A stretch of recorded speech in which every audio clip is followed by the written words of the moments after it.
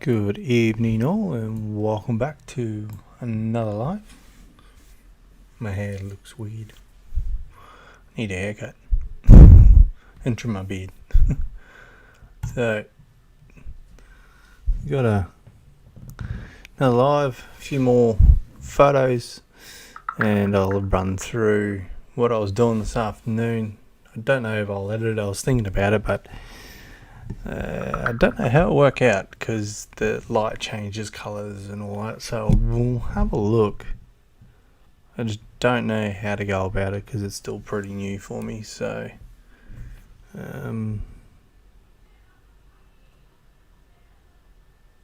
yeah.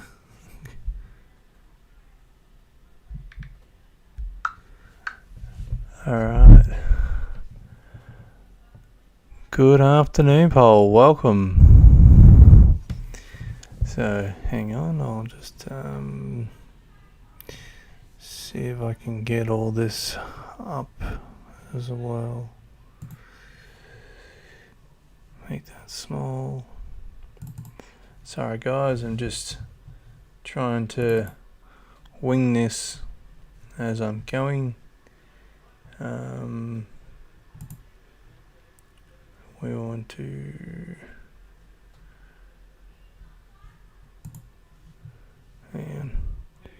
share. We want to share it. We're gonna copy it.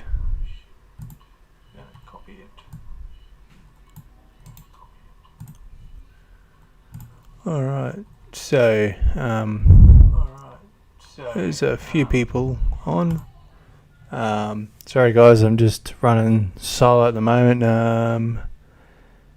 I don't think Julie's going to be on tonight, and I'll tell you the story of that in a minute. I'm just trying to bring up so I can share the live to the Facebook group. So I'm hoping everything works well as I'm still trying to go away. Create a post. No, I don't want to do that. No. Getting lost. Welcome guys, everyone that is jumping on. Welcome. In Facebook, that's what I want to do. Now we want to paste. Ooh. Come on.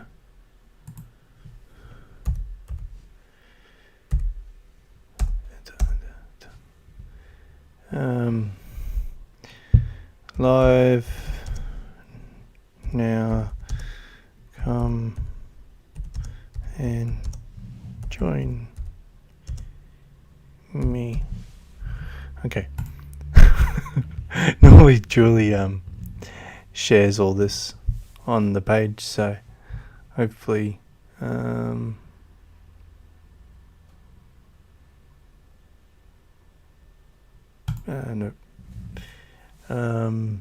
Okay, so hello, we go bigger. Haha, I think I might have done it. Alright, alright, so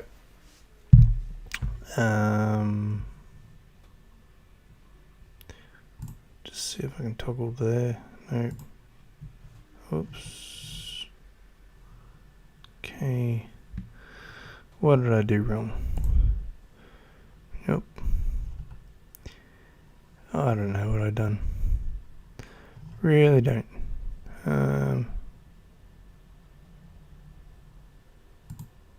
So that's that one. Okay. I'll have a look in that in a sec.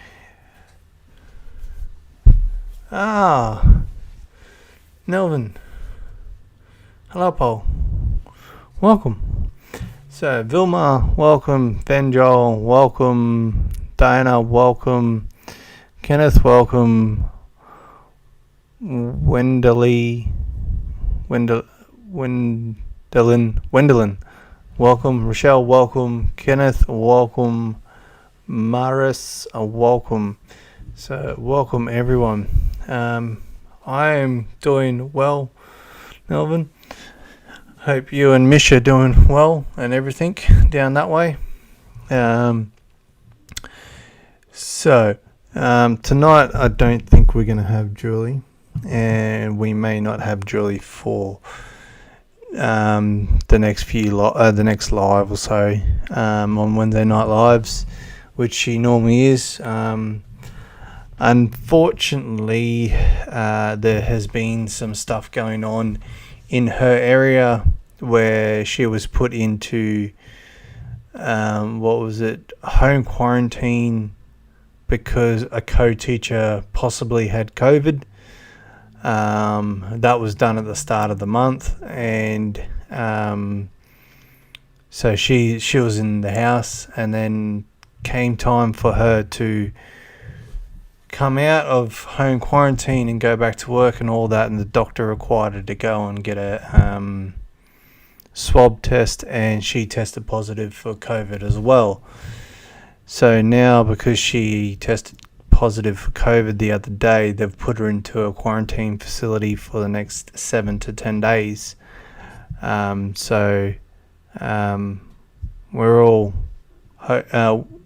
wishing her all the best and everything like that. She's really strong, so I don't think it's going to affect her too bad. But it is a bit of a eye-opener. She hasn't done anything wrong, always followed the right steps and all that, and then all of a sudden she gets COVID. So always try and take the piss out of her, make her laugh, and do what I normally do and tease her a bit. I keep telling her she doesn't have COVID, she's just gone on a holiday. She wanted a vacation, so she's gone to do that. But she's well. We talk to her. I talk to her as much as I can. But so I hope everyone is well and everyone is staying as safe as they can. I've got a couple of photos from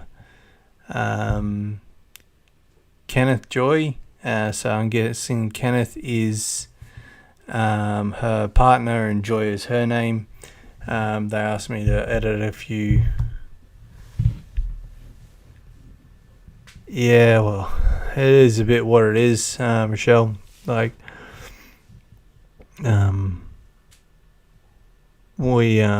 didn't expect it, but yeah, the stupid thing is, when I was talking to Julie about this whole process, is she went for a swab test and it come back within 15 minutes positive. Now, that's all well and good. So because of that, they've sent her to the facility, and now she's at the facility. They want to do further testing to confirm the confirmation, which will take 3 days to come back.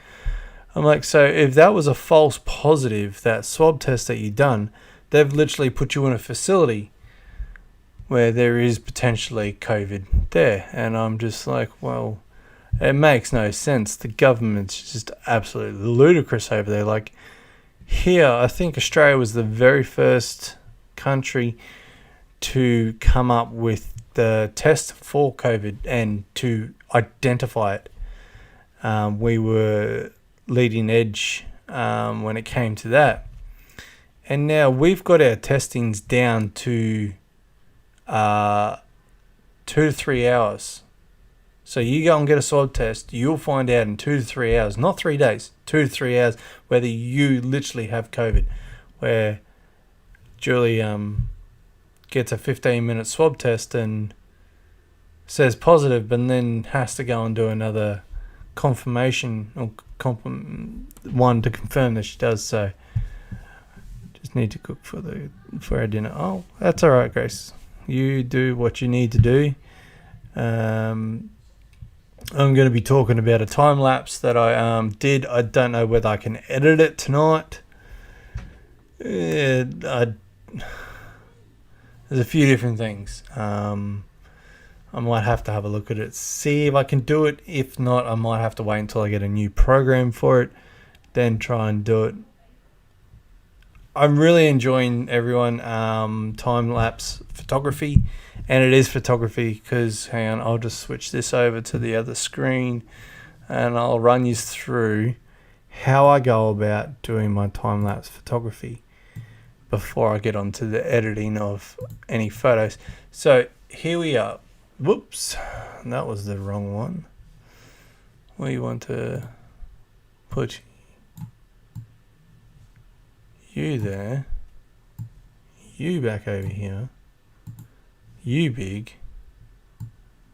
and you big. Okay, so here we are, guys. This is basically how I do my time-lapse photography. Now I'm on the bigger screen. You can take time-lapse video by just setting your camera down and recording.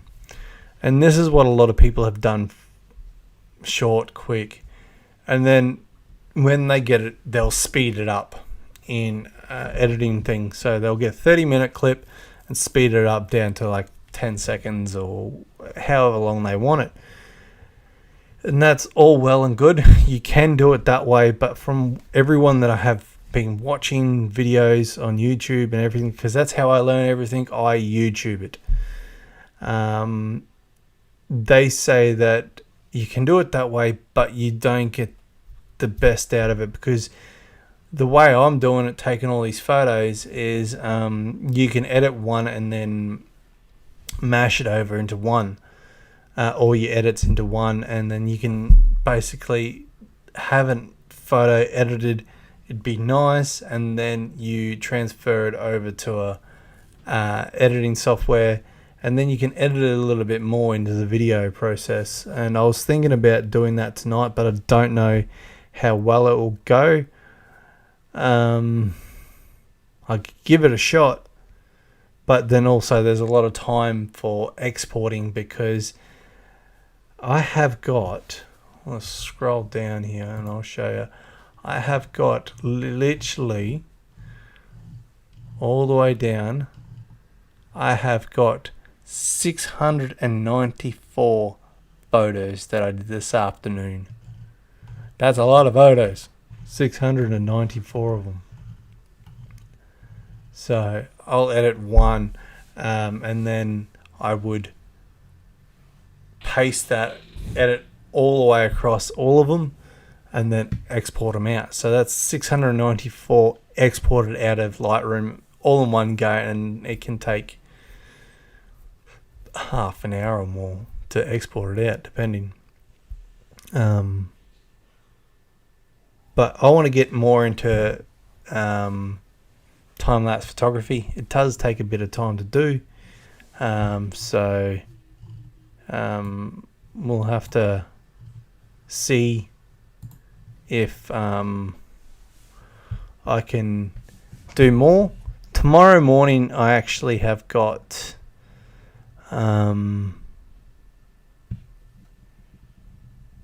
I've got some time off before work, so I'm actually going to go to Buderim Falls, and I'm going to do some recording of nature sounds for another video, nature sound video. I'm going to get some running water and some waterfalls and stuff like that, and hopefully I can get a new video up with that.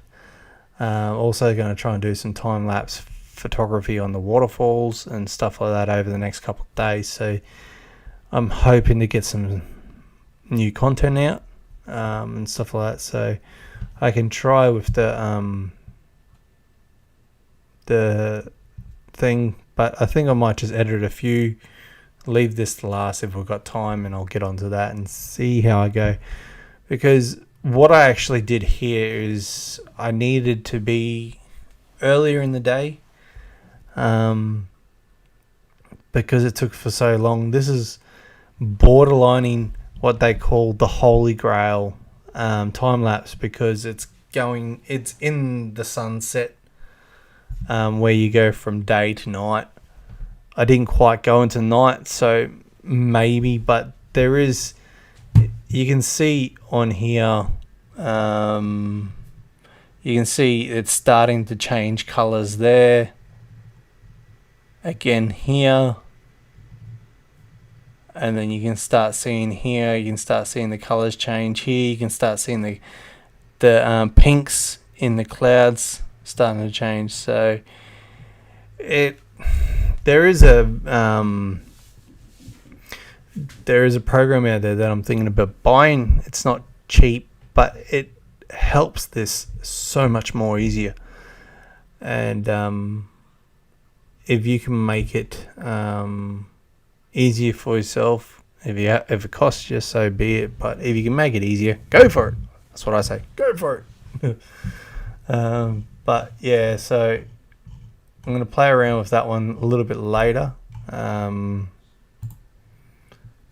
Tonight, the photos I was going to edit was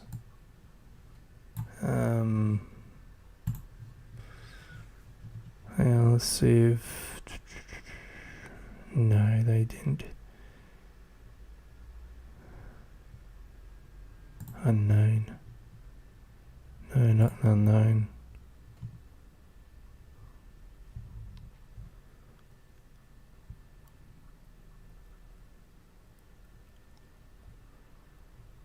Okay, so they're in here anyway. But the photos I was going to do is from Kenneth Joy, and this is one of the photos that they sent in. That one, this one, and this one. So I was going to look at editing those ones. I reckon this one I would have loved. I'd love to do this one in a long exposure, so you get the nice smooth water, the direction in the water. All that white there would be lines and stuff like that. So Rochelle, you more than welcome for them edits. I do hope that they were a little bit better, but for some reason going from the computer back to the phone, it doesn't like it. I don't know what it is. But here is your photos here on the computer. I love this one. I love the silhouette on the sunset. And then also I did like, wait, where'd it go?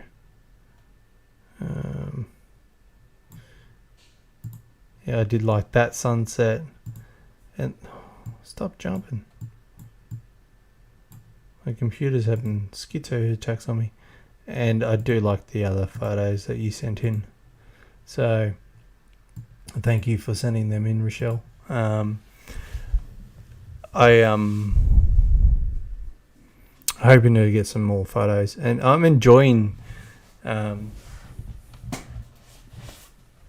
around with the new camera, the new new 90D Canon, and then I always use, well, that's for my thing, but I always use my Sigma lenses. I like them lenses. I prefer them on Canon. Some people ask what, just before I forget tomorrow and I take off and I don't have my memory card in there, get to the site and I'm like, oh, start taking photos. I always reformat my SD cards after I put them out of the computer and all that sort of stuff. I just like to clean it up, so I'm not dragging photos all the time from one site to the next,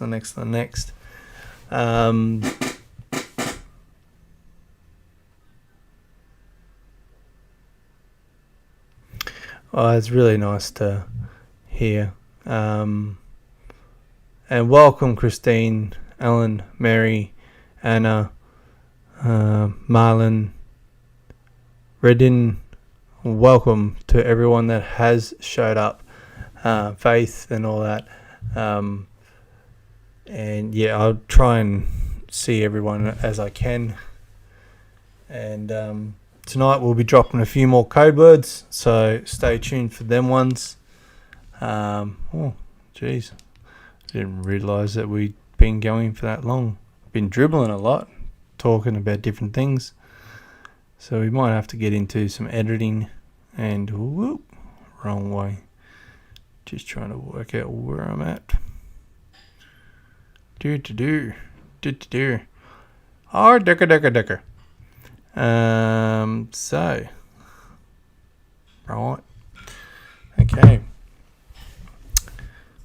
We're going to start doing some edits. And let's have a look at how these ones turn out. I like this one. I could imagine doing a nature sound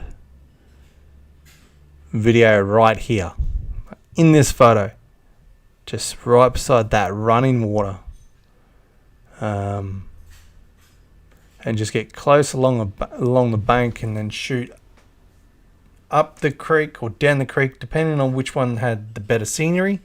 I'd walk the creek line a little bit, or stream, creek, whatever you'd want to call it, river if it's big enough. Oh, little Kylie. Hello, love. Close, open. Close, open. Close, open. Oh, such a little cutie. So in this image, it'd be good to do a nature sound video for that one. So I'm gonna do one tomorrow right beside a creek line, waterfalls and stuff like that, and I'll hopefully get some photos and videos and whatever. I've got plenty of SD cards to go down there with, so hopefully I get some good stuff. I've got a few hours to do it, so hopefully we'll see. It's probably going to take, and then I've got all day tomorrow pretty much, all day Friday, so almost. So I'll probably do a lot of filming tomorrow and the next day, Friday, and hopefully I can get up another nature sound one this weekend. I'm gonna try and do probably 2 to 3 hours worth of filming, and then I'm gonna loop it, because with the 90D and all the other Canons actually too that I'm aware of, they only record for half an hour before you have to stop and start the recording again. So I'm thinking of starting in one location, doing an hour there, move to another location, do an hour there, then move to another location. Like, work my way up the creek line, so I start where it's just creek, then I'll get to a small waterfall, then go up to the bigger waterfall or something like that, and just show the progression. But I'm going to do a video where it's straight how I record it, and then I'm going to do a loop one, because I know, Rochelle, you asked for a longer one because you like listening at night time. So I'm thinking of trying to extend it out to a 6 or 8 hour one. I'll do 2. I'll do one of the normal and one of the extended, and it's up to you guys which ones you want to watch, which one you like, but you'll have options. So good evening, Princess, welcome. So tonight, guys, I'm going to do the first code word. We're 24 minutes in. First code word for tonight is going to be code word number 9, and the code word is Julie. So code word number 9 is Julie. Please don't write it in the comments. keep it to yourselves. Message me after the live or anything like that. But code word number 9 is Julie. Alright, so yeah, so I'm going to try and make some longer ones for you guys. And maybe when I can get a few sunrises, instead of doing the loops, I'll do like that first one. If I can get another sunrise and another one and another one, I might just stack them back to back. So once one sunrise finishes, the next one starts, because I think it would be a bit of a flow.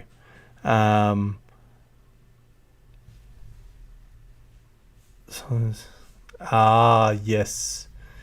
Yep. Well, hopefully I can get a nice playlist for you to play, Rochelle, to help you with that. And then I'll look into doing some sunsets and stuff like that. So hopefully if I get enough of them, I'll do the short ones, and then I'll duplicate them once I get 3 or 4, maybe 4 hours, 6 hours, 8 hours, something like that. I'll try and do as much as I can, give a range, and it's up to people whether they want to watch them. I just think it's a nice option to have for young kids, people just to chill and just listen. Now I've got a microphone. Hopefully it works really well. So put it to the test tomorrow morning and we'll see how we go. Right beside a creek line and some small waterfalls. And the biggest thing is trying to get there early enough, which I'll be getting up at 4:30, 4 o'clock in the morning, waking up a bit, finding a coffee, then going there, walking down, and have to be careful because it will probably be slippery, walking down to finding the creek line in the dark, which is probably not the smartest move, but I'm going to do it for you guys, in the dark, to get set up, get there early enough to record enough without having anyone around, because you don't want to have talking in it. So we'll see how we go. Alright, so we're going to do this first edit, and then we can talk about I've got all yours tonight, Paul. All 5 of yours that I'll be editing. And we can talk a bit more if you've got questions.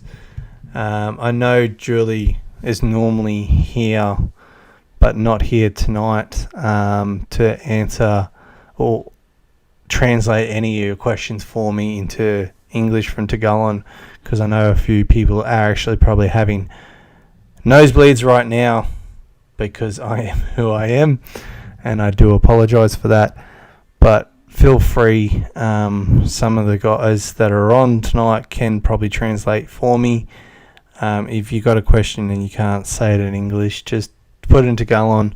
Hopefully we can get it translated and I can answer any questions you may have tonight, because I want to do as much as I can and be as much of a people person as I can for you guys. Alright, so I'm going to start off with just a straightforward auto edit, giving me a bit of a baseline of what's going on. Now I'll look into this screen. So basically what it's done is just probably bumped up the exposure a little bit and maybe boosted the saturation and the vibrance a little bit by the looks of it. Yes, it has. And I think, yeah, so it's just bumped up the exposure a little bit, shadows a little bit, and the whites just to brighten up a little bit. So we might go a little bit further with, might bring down that, because I think when this photo would have been taken being an overcast day, it would have been a little bit more cooler of a feel or look. So I've just brought the temp down a little bit, the temp slider, raise up the textures, bring down the clarity a little bit, and then the dehaze up a little bit. So straight away we've put a bit more life back into this photo by just doing a couple of slight things. Nothing major, nothing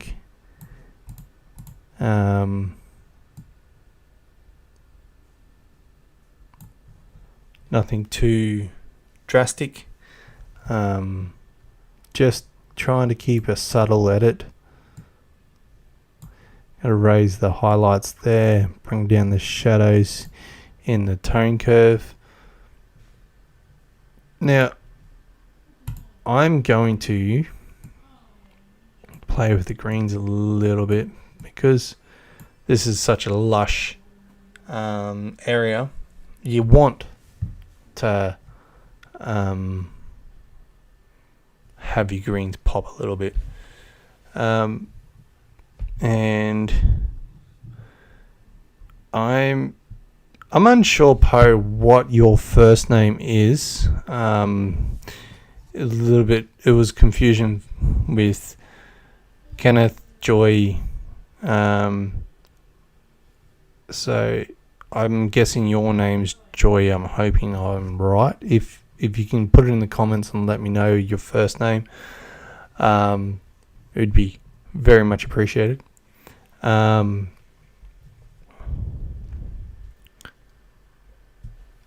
guessing this is close to where you live. I would love to do a long exposure photo here because of that water. It's got so much going on. It'd look really nice, smoothed out. So I would love to do a photo there. I reckon it'd be amazing. I really would. It's a nice, beautiful stream. Those rocks poking up would add to the interest in the water. If the water wasn't too strong, you could actually get in the water and shoot up the creek, which could be interesting perspective. So yeah, it'd be interesting to know whereabouts this photo was taken.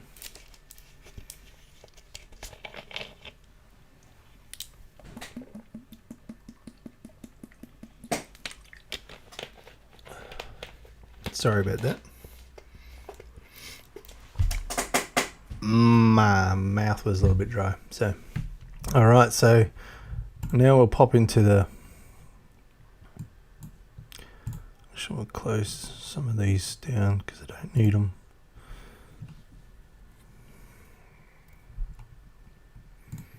Close that one down.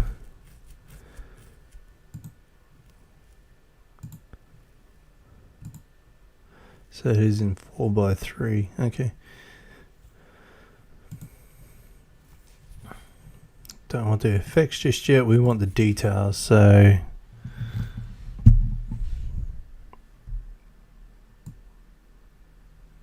just a touch.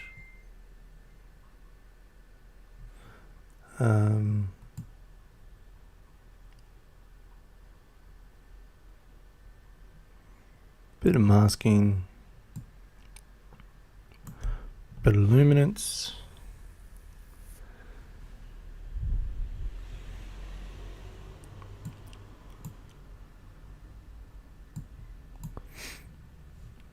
So that's the details. Go back to basic. I want to raise the contrast a little bit.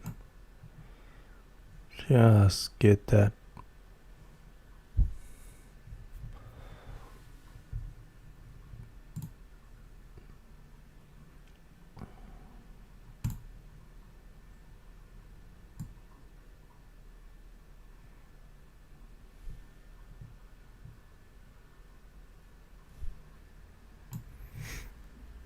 Just darken the edges a little bit around the border. That way it focuses more on that center.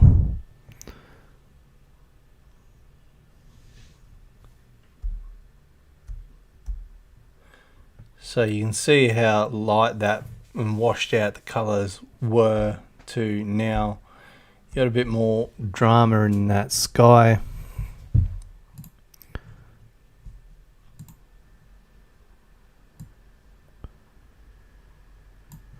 Let's raise the exposure up a little bit more. A bit more drama in the sky now with the colours of the cloud, vibrance in the greens. That water looks like I would want to go swimming there. It's clean as hell. And then you got the coconut palms in the background. It's a nice photo. I like it. You also got a leading line with this creek here, the stream leading in, but also you've got a leading line here and a leading line there, which is focusing on this patch here, and also kind of like the clouds are pointing into that direction, which is good. So I really enjoy this photo. I would love to take a photo of it myself, but I'd love to do a long exposure and smooth out this water and give it a bit of swirl patterns and stuff like that with the long exposure, which I've come to love. Long exposure, and I'm starting to like time-lapse photography, so that's two of the ones that I love and doing. And with long exposure, you've got your I'm a frustrated photographer. I hope you're frustrated. I get frustrated at times, depending on what I'm trying to do and if I can't achieve what I'm trying to do.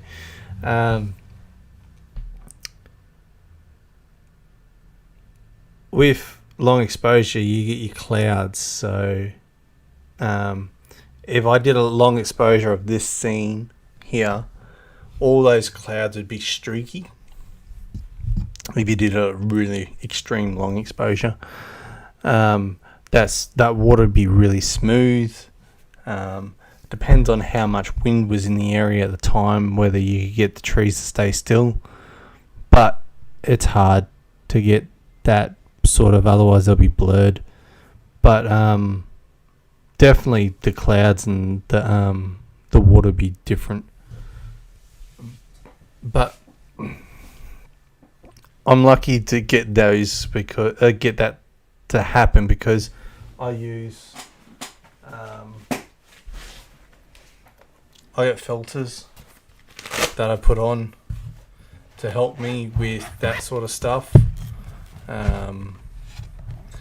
These are when I do my editing, and I talk to you guys about the graduated filters. You can do it in Lightroom here, but in the field when you're doing photography, this is what a graduated filter looks like. So this is a graduated filter. So it's darker up top and then it's clear down the bottom. So you put it in, you slide it down until where it darkens right here, you sit that on your horizon line. So I just got to be careful because these are glass. So that's your graduated filters. And I've got,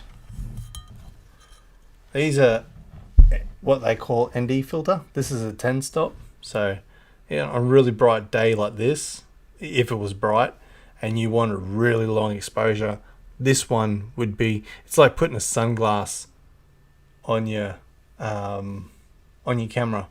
So I could put this one on and probably get a 15-second exposure, which would make all those clouds and the water move.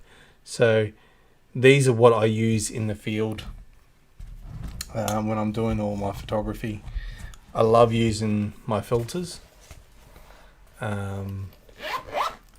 I did start off because I never knew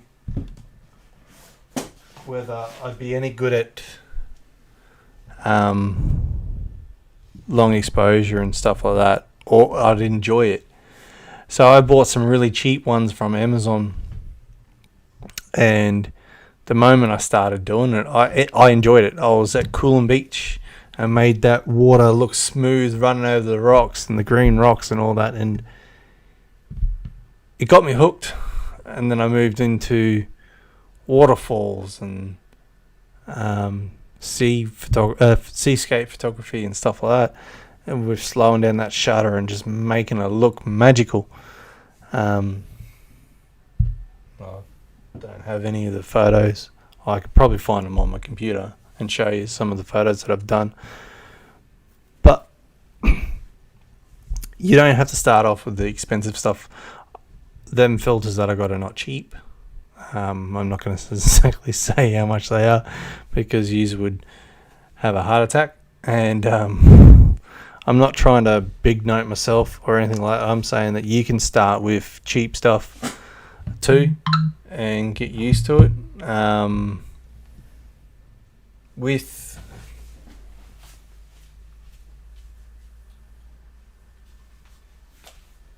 So this is, where are you? Here you are.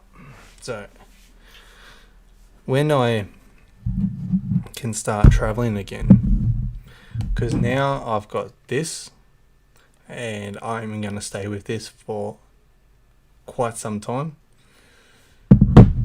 This one, the 800D that I started with, I've got a lens over there for it. I might have two over there for it, I don't know, I'll have to have a look. I'm gonna make up a kit to get you started. Camera, probably some cheap lenses, couple of lenses, maybe some cheap filters. They're just going to be ND filters. I've actually got filters over there, so I probably don't need to get them. I got the cheap ones from when I started. That can go on the 18 to 55 millimeter. I'll get an SD card for it. Tripod, camera bag. Not sure what else yet, but I'll work out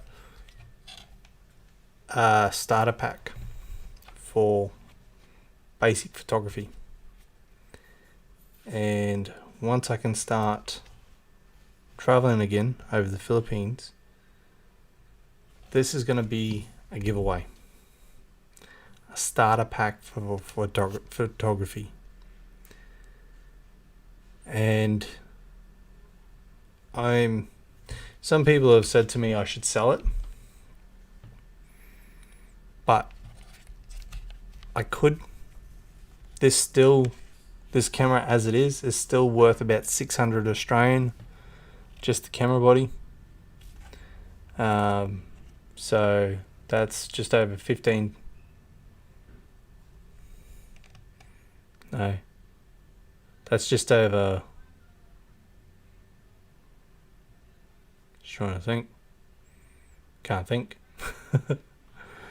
That's about 16 or something thousand pesos, just the camera body. That's without doing all the rest of the stuff. So by the time I get it, it's probably going to be 30,000 pesos worth of gear that I'll do and I'll get. Probably actually be my camera bag as well, because I'm looking at getting another one. Some of the stuff is going to be stuff that I've used and it's not brand new, but my idea is I give this to someone, and hopefully the person that wins it is someone that enjoys it. And then I'm going to plan a trip around this giveaway, wherever you are in the Philippines, whoever wins it. I'll make a trip to your province to your town and I'll spend a few days with you showing you how to use it. So, it's a great starter camera. I upgraded to this one for a few reasons to help me with my photography and stuff like that. There's a few things in this that is not in this. So, I'm fortunate enough that I could do it. But if I couldn't afford it, I would have still been with this. Still make my photos and everything like that. But I want to pass this on to someone else. And I know this in the Philippines is very expensive and hard.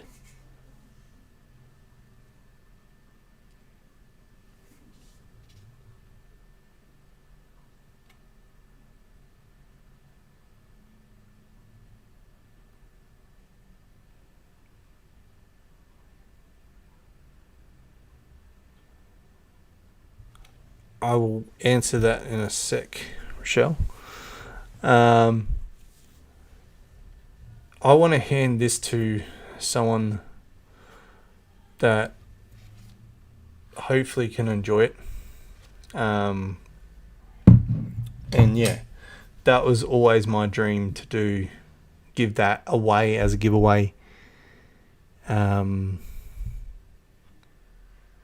Instead of selling or doing anything like that. So hopefully I can give this to a good home in the Philippines to someone.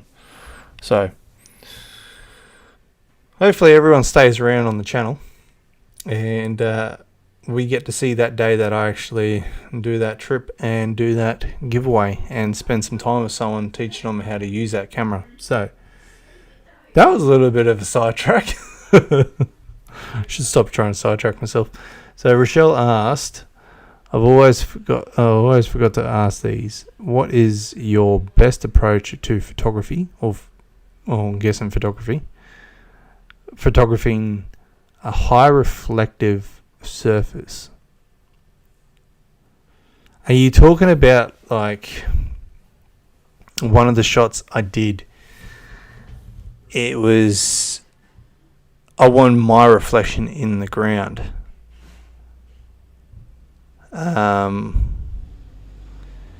Or if it's a sun reflection on a thing, I've never really tried highly reflective surfaces. It can be a hard, tricky one. I normally, unless I'm doing a reflection in water, I would stay away from it unless you're doing a reflection in a window or something like that. But if there is too much light coming back to your camera, if the subject's not blocking that light, it may blow out your image. So depends on the situation, on how you're trying to do it. A shadowless shot. I honestly don't know whether you could get a shadowless shot, for the simple fact that you always got a shadow somewhere, unless you tried to hide the shadow behind them itself on a certain angle. But shadows can be good. It can give some dimension, some depth of field and stuff like that to a shot. Like, I've seen some shots that I'd love to be able to do, but I'm actually nowhere near a desert. But you get your sand dunes going through your shot, and then you get the shadow coming down the other side. That looks quite nice. So sometimes a shadow is good. So it just depends. You could try and hide it behind the subject if you can get around the other side and it doesn't show. I hope that answers some of the questions or question. Okay, so I'm gonna move on to the next edit because this one's gone from that to that, and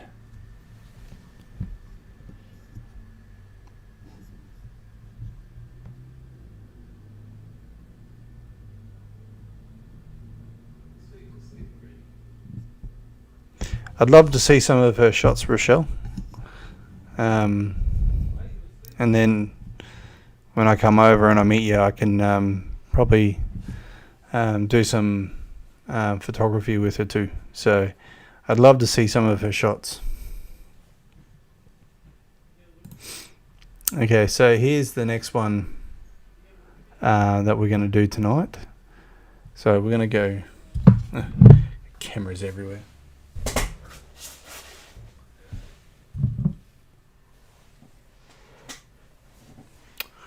Okay.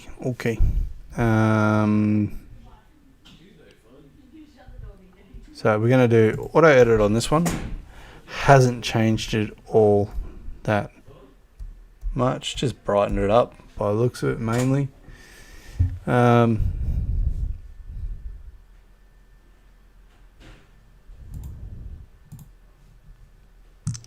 So we might put a grad filter in the sky.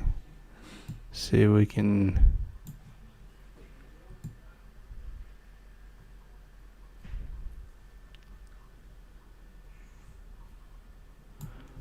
just bring that down a little bit.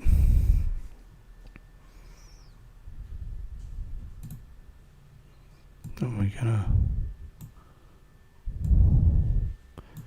put another one.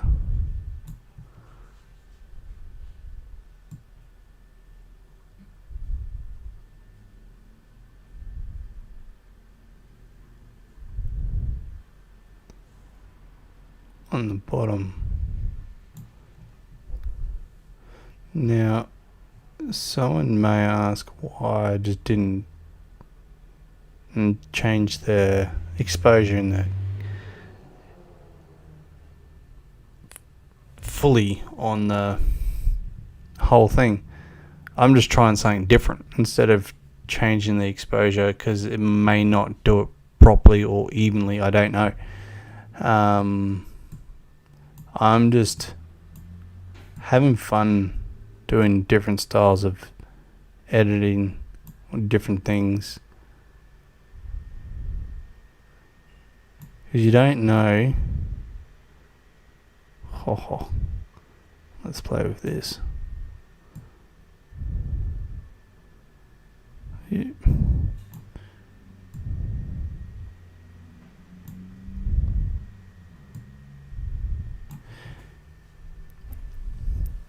Not quite smoothed out, but I have changed the water and make it look a little bit flatter. So now we can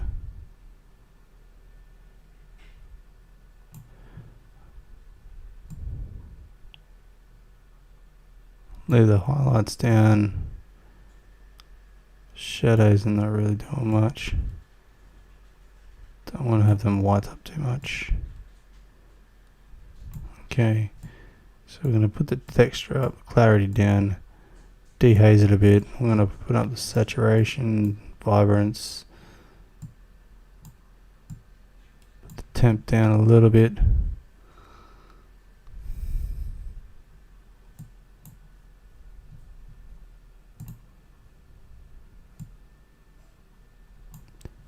Always play with the tone curve. So details.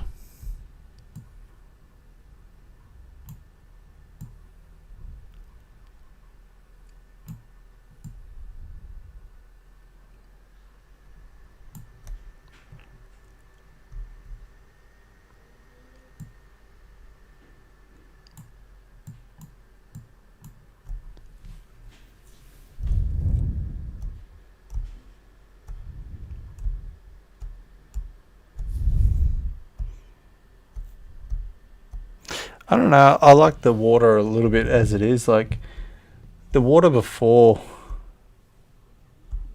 it was very reflective and you could see all the little peaks with the light, but now it kind of just blends in and shows you to the middle where you got your land and them clouds.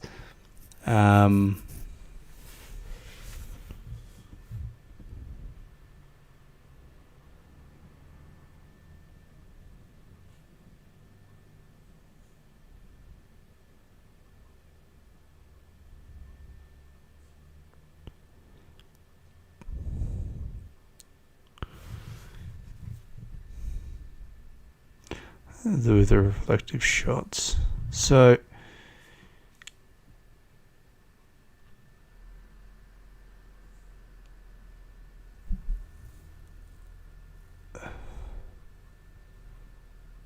the hardest thing is going to be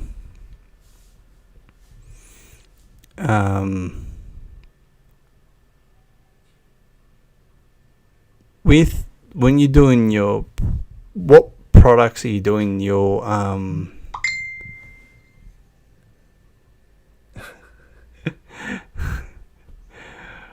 Julie's still floating around. She just shared the live to the page, even though I've already shared it to the page. She's trying so hard to get on this live. She misses you all. Are you talking about all the baked goods that you're doing, Rochelle?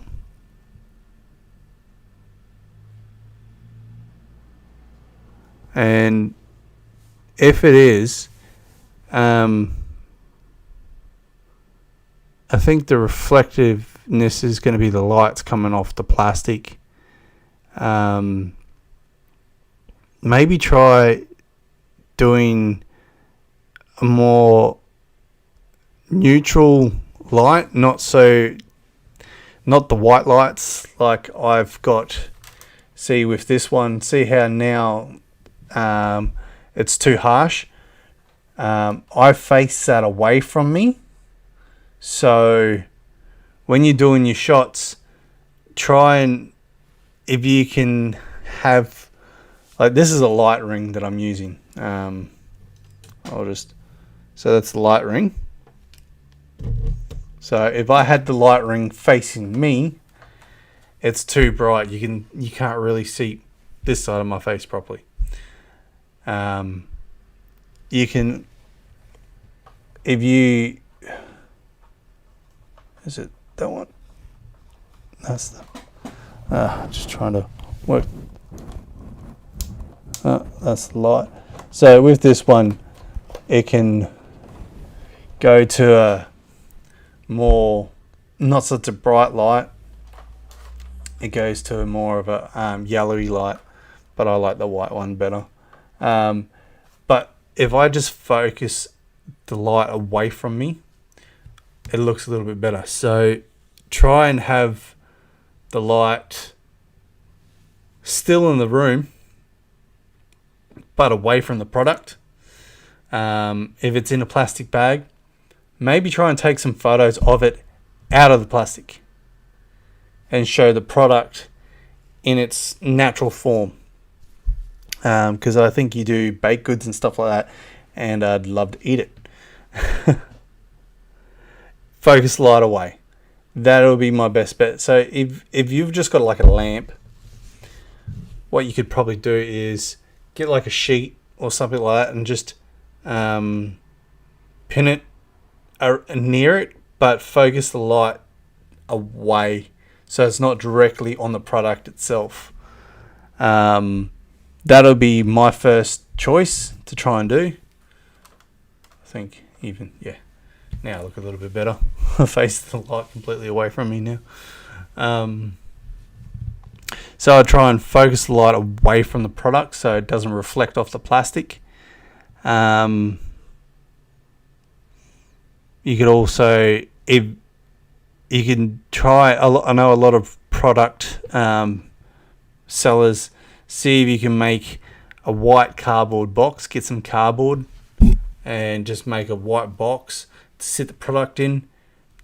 That'll help keep the light around it so you don't have to have the light directly on top of it, and try that. But yeah, the only thing is focus light away, take it out of the plastic if you can. See if that works, see if that helps. And if you want to have your name still in it or your company name still in it, have it beside it. Just put the little label or something like that just beside the product, propped up on the product or something like that. 3/4 it away and put it on. Alright, so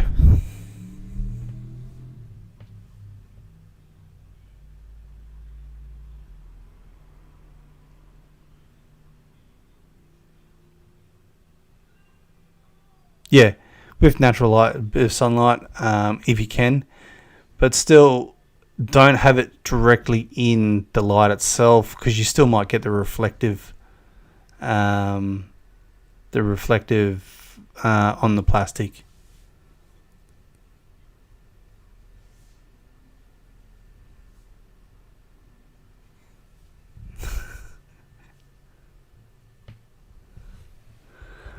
There's the little monkey. Alright, so I might do a little bit of a vignette on this. A little bit of a vignette. Just draws them in. Let me know what you come up with, Rochelle. And send photos through and stuff like that. And yeah. Always happy to see some of the stuff. She's trying to break out of the place.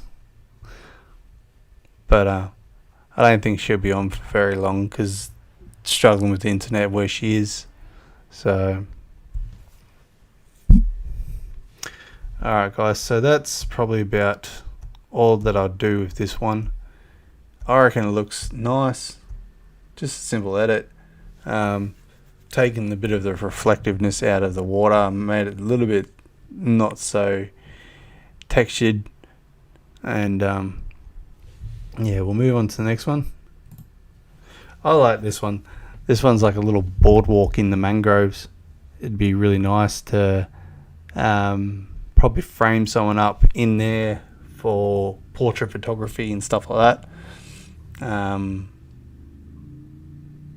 Always a bit of fun to run around in there.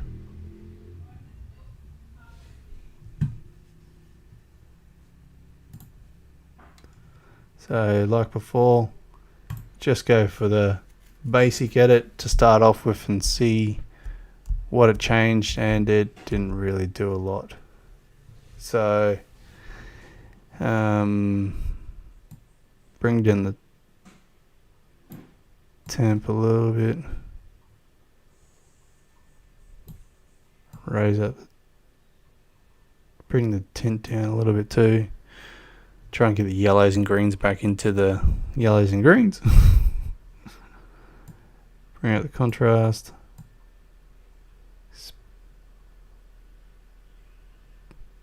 Exposure. Bring down the highlights. Bring down the shadows. The whites. Ooh, blacks.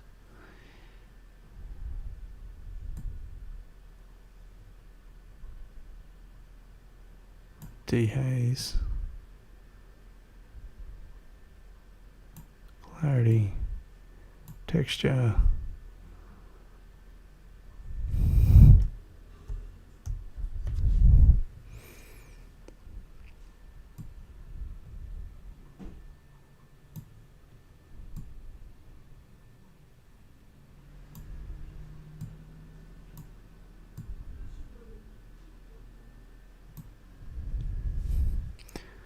So just trying to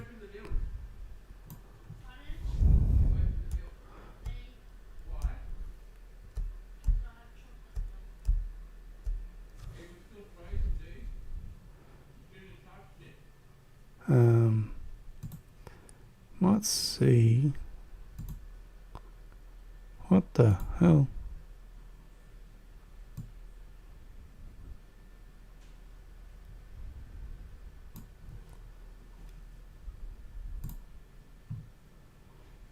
I didn't want to crop it that way as original, as shot. Yes. I just wanted to see if it was straight enough, and it just did weird stuff.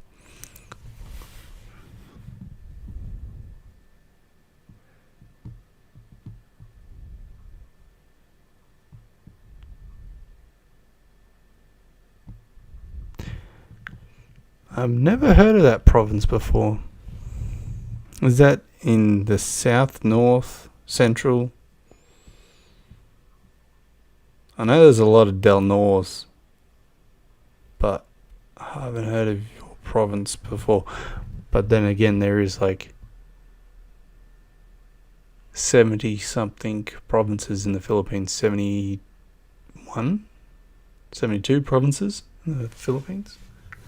So I don't know them all. I know a couple of them. One day I'll get to all of them, maybe. That's a lot of traveling. We can dream. We can hope to spend more time in the Philippines. Some people think I'm crazy, but I love the Philippines. I love the people. I love the country.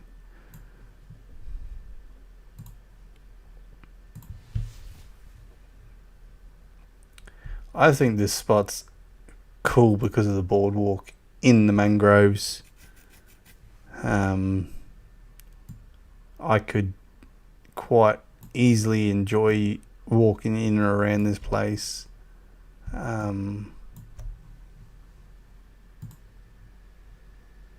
Just enjoying the scenery. Like a lot of people might be, it's just a boardwalk. It's just in the mangroves. Southern Philippines. I'm in now.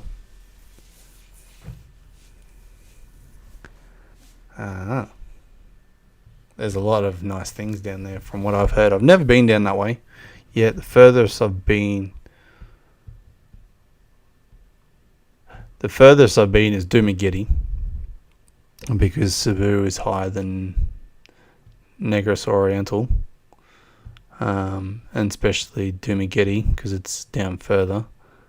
I could say I've been to Upper Island, which is even further down, but eventually I'll get to go through that way. I want to go down there, down to Davao. There's a lot of followers down there, so I'd like to get down there and get to know them and meet them and do all these meetups and stuff like that. So that's going to be one thing that I'm always going to look forward to, is going to an area and say, hey guys, I'm in Cebu. If you live in Cebu city, I'm here. Or I'm in Dumaguete. I know I've got a few followers there, so I'd like to get to know them, take photos of them, do videos with them, hear their stories. So yes, Bohol is one place I want to see too. I'd love to get a nice sunrise, sunset photo in the Chocolate Hills. I know a lot of people do it all the time, but still it's one place that I'd love to see and get photos of. I know there's a man-made forest there that would be interesting to get photos in. The Little Monkey, I'd like to go see that one. But then again, I can go to Subic and see my little monkey there. But yeah, no, I'd love to go to Bohol, go to Siquijor. I've heard some nice places at Siquijor. Travel more through Cebu. Like, the rumor is there's 100 different waterfalls in Cebu province, and the tourists only go to like maybe 15, 20 of them. I'd love to see them all, but that's when you got to get to know the locals and find all the local places and stuff like that. There's places in Manila I'd still like to go and take photos of. Like, you don't always have to be in the province to enjoy doing photography. You can see some nice stuff in Manila and interesting stuff to take photos in. But yeah, there's definitely a lot more you can do in the provinces.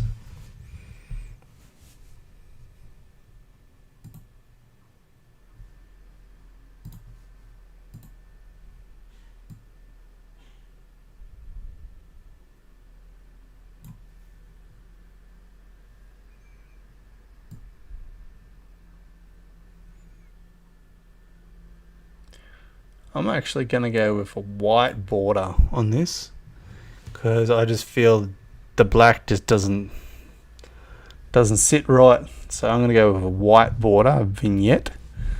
Maybe bring it back. Touch. Just to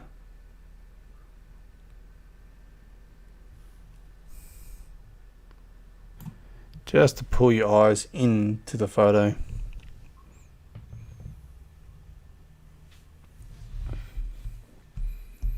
So we're taking it from that to this. I think it's...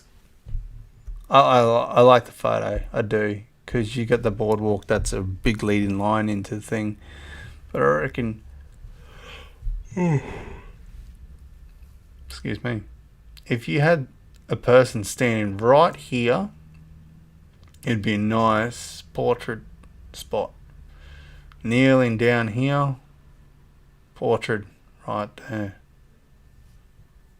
So that's just my ideas. There's like a portrait right there, and someone kneeling taking the photo here. Alright, so I skipped one. This one. So you could have a really nice photo of a sunset rise, depending on which way this actually this pier is facing. If it's facing the east, the west, or whatever. So if I was there, I would take a few steps to the left, right, to the right, and have it more of a point into the center, and just having like a sunset or sunrise in the background. It'd be a really, really cool photo.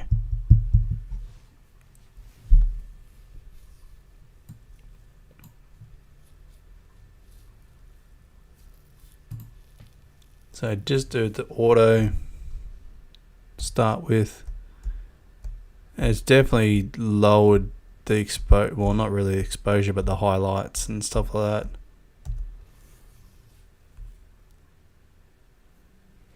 Thank you, Christine. Yeah, so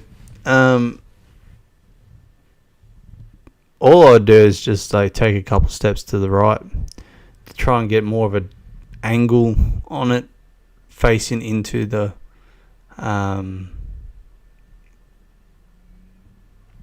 center. Just give you a nice leading line. The only thing I would probably try and do is get rid of this rail. Just lean over the rail a bit more out of the scene so it's clean down here. But definitely a lovely photo. And then you could also get the kids in there playing around or whatever you wanted to do.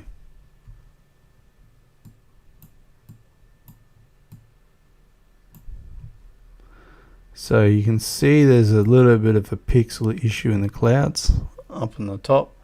So hopefully when I get down into the details and dehaze or mask it and luminance it, will help get rid of that issue.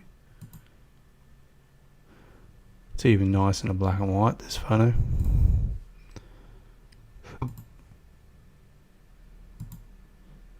No, not that one.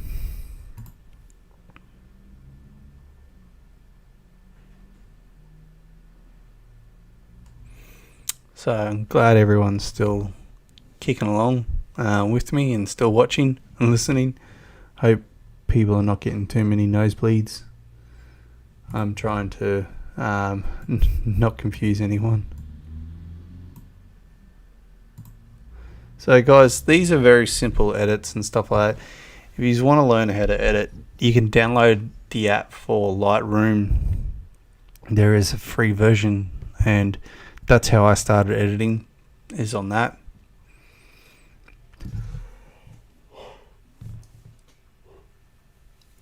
Excuse me. And I moved on to the paid version for the desktop and stuff like that, because I was going to do a lot of photos and stuff like that. Like, I paid for my editing software, my video editing software. I'm going to get a one for time-lapse photography. Like, if I can see the benefit of helping me, I'm going to buy it. But there is free options out there. So if you can't afford to buy it, look for the free options. I know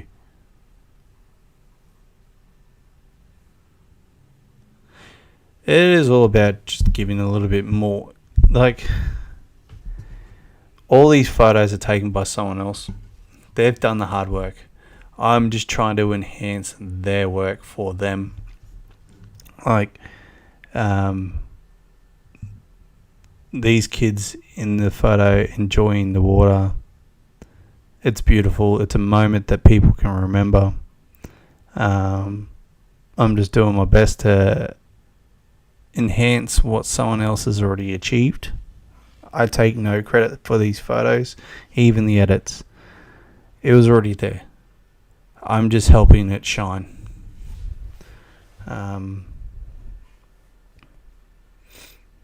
I've got my own photos, and I actually haven't done any more editing of my own photos on lives for a long time.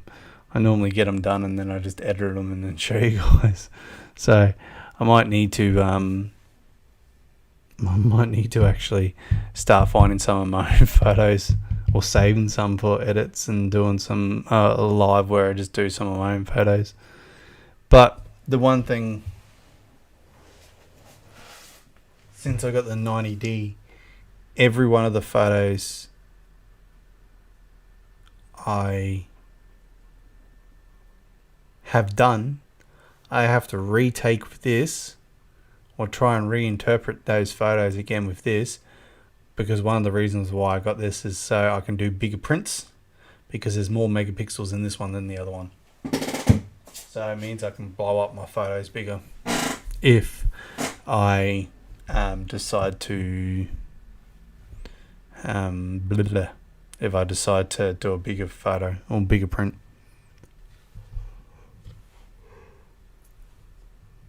Alright, details.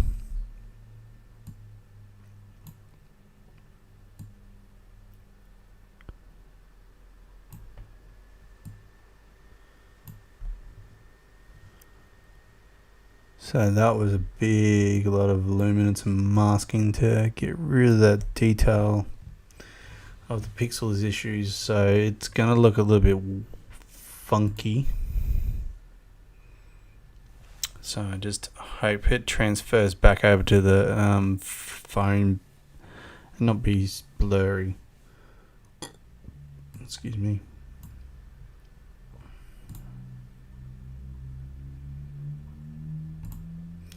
The only thing I could do is, like, some of these photos I can edit on the phone and send it through to you guys that way. Emily, there has been one code word given out tonight, so you'll just have to rewatch it to find out which one it was. And there will be another one a little bit later on. I'll be dropping another code word, and got a few more left before the end of the month, so hopefully you guys get them all. There's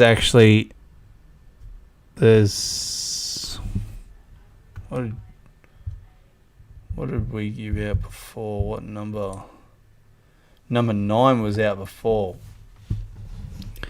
So there is 9 code words out. And I've probably got maybe 15 people with all 9.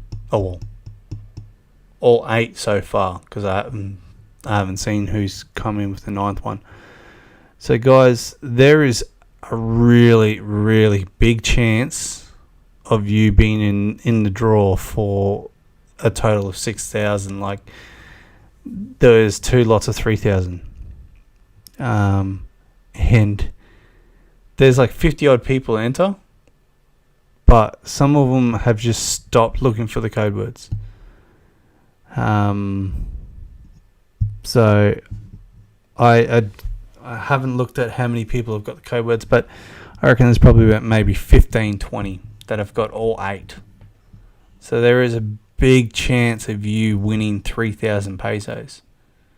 And a lot of people, I don't know why, they've entered the treasure, but they haven't been bothered to look for the code words in the lives. I don't know if people didn't understand me with me explaining the rules and what they have to do, and they think that there's 10,000 up for grabs just for the treasure. That was only for 4,000.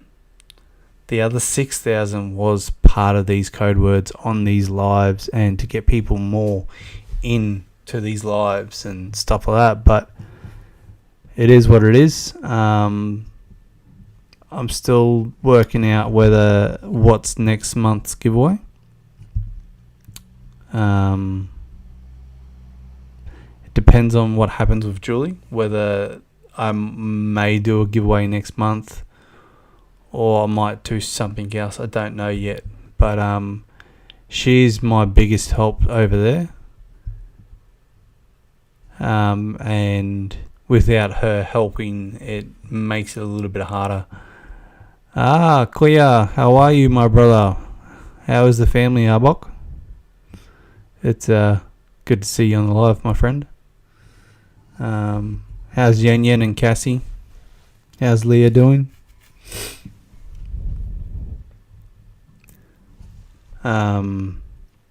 So guys, just stay tuned. I'm not 100% sure on what the giveaway is going to be next month, but I have an idea of what I was going to do, but it just depends on what goes on with Julie, as what I will do with it yet. So just stay tuned, and hopefully we'll do something. There will be something. Always something. Alright, so it started here and I've taken it to there. And I'm going to leave it there. I think that's nice as it is. Nope, that's a good picture. Obviously, like, there's a little, I just noticed that there's a boat or something just here. If that was in one of my images on my bigger photos, I probably would have cloned it out, but I don't know how well it would go. I can give it a crack. Give it a crack. Give it a crack. Give it a crack. Spot removal. Wrong one. Spot removal. Jesus. Oh, that's too big.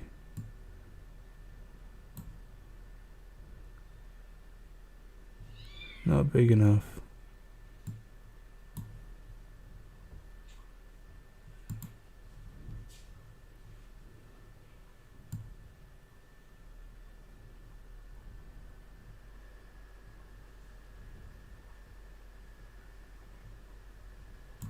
Oh, there we go. Done. It's gone. I took that bolt out.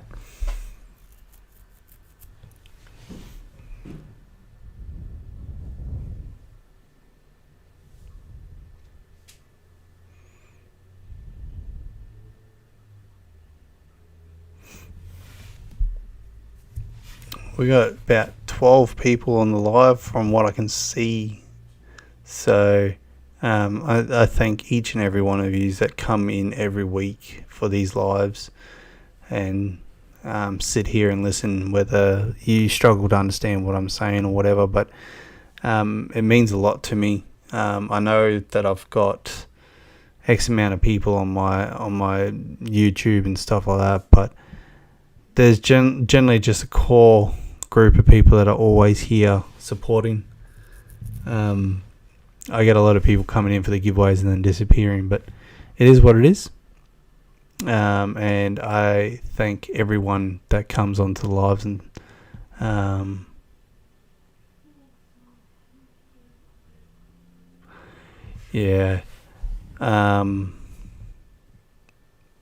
they'll be better soon, mate. I know it's probably put a lot of stress on the family and the household with the COVID going through, but everyone will be fine. Funny thing about Mama and Julie is you can't beat them with a stick. They're tough old birds.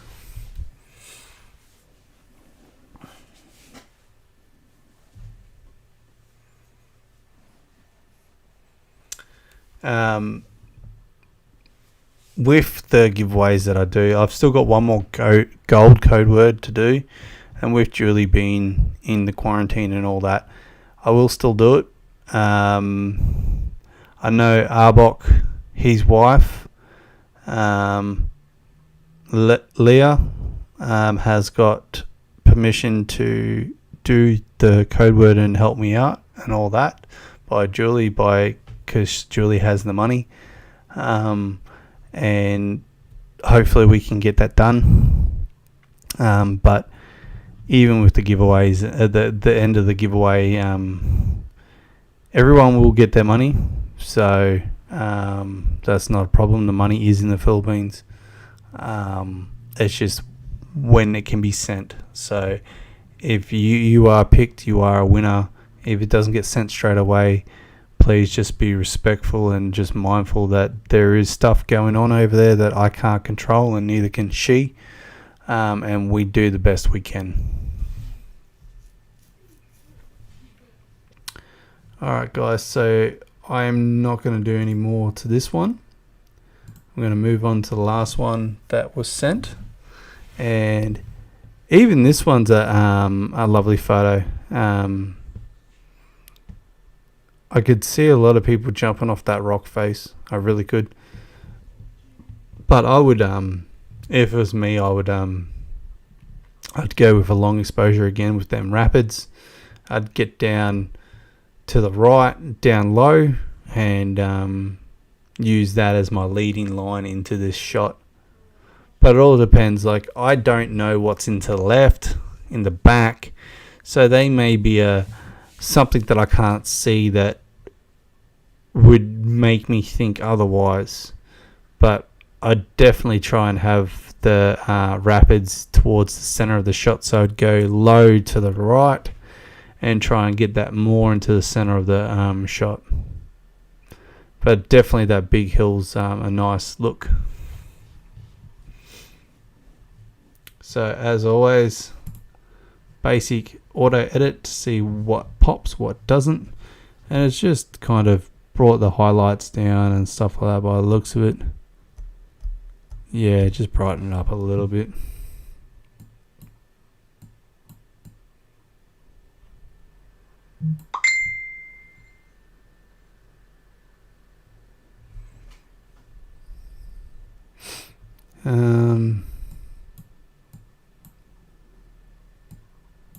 Just changing the temp and the tint and that.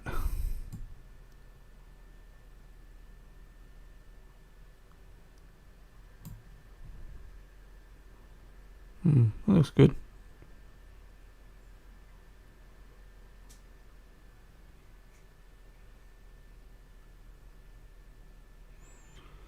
Thank you, Rochelle. Whoa. Always playing with the tone curve.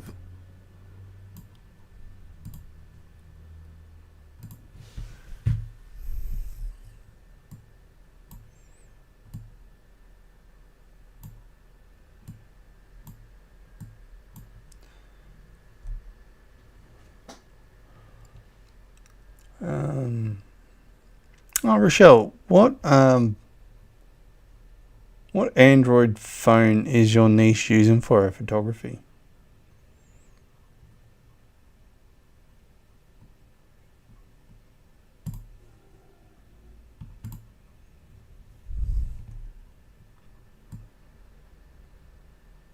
Oops.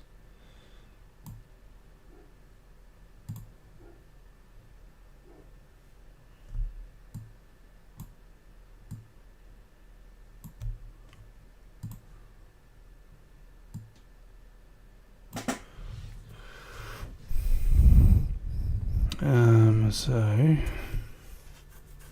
let's see where this has come from. Ooh. Boom. It looks so pretty. I want to be the people in the water and go swimming. I think that's people. Yep, that's a head. Or two.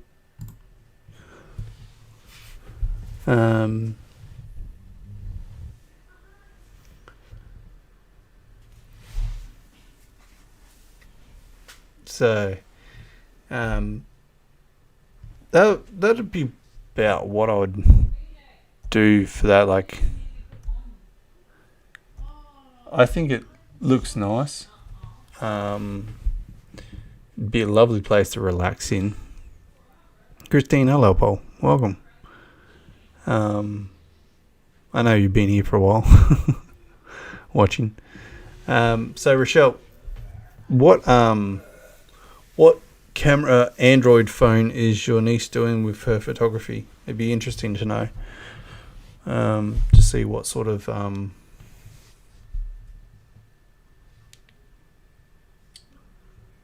megapixels she's working with.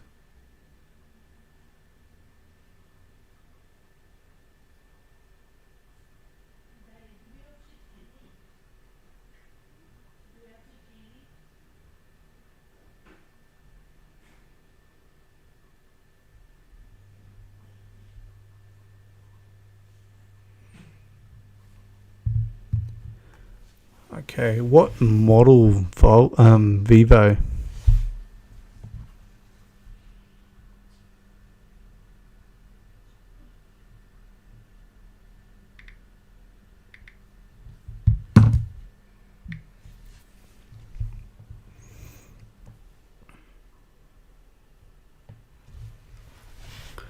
I just want to try and Google the phone just so I can see what sort of megapixels it's running with.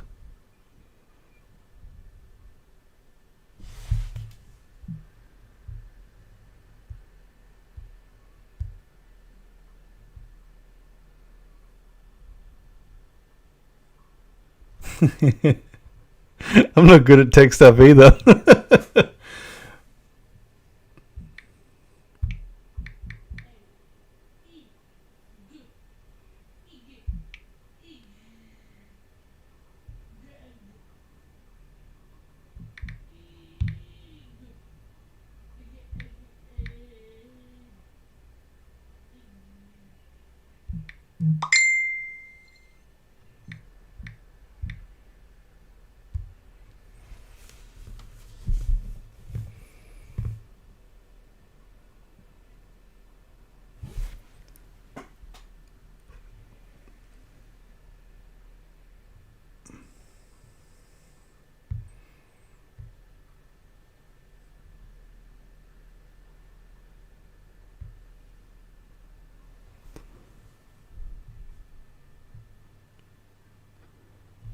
The Y53.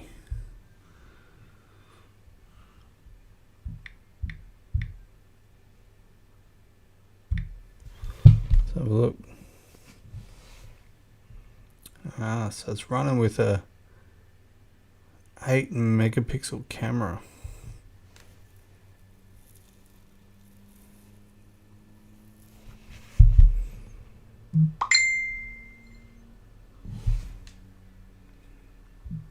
So with that, I'd be with that sort of camera, I'd be getting her to aim for smaller things. Don't go for the big wide shots and stuff like that. Focus on certain area things. Same one. So with the lower megapixels, aim for smaller scenes.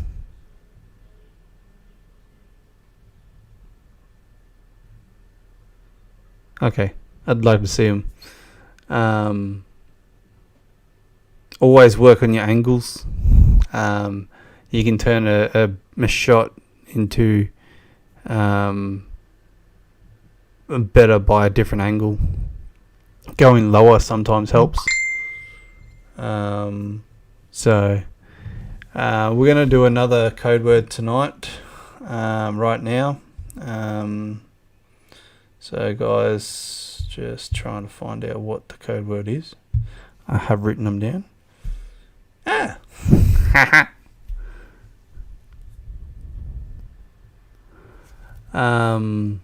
So code word number 10 is jeepney. Code word number 10 is jeepney. With all these code words, I've tried to base them around the Philippines and things that would be for you guys. So code word 10 is jeepney. Jeepney.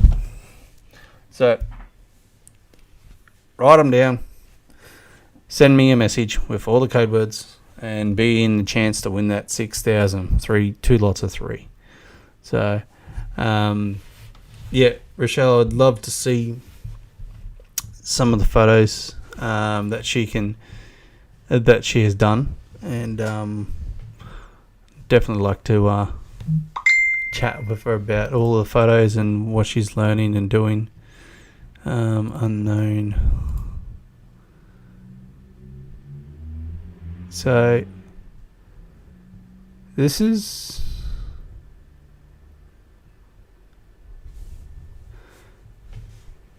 are photos that I took when I was very first starting with my camera, with the 800D, and with the cheap LED, with the cheap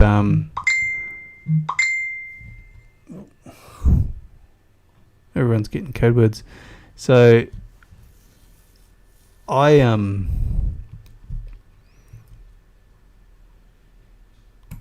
here's an interesting one for you guys. Now, what do you think about this one? This photo. Now, this was my first few attempts of doing long exposure photography.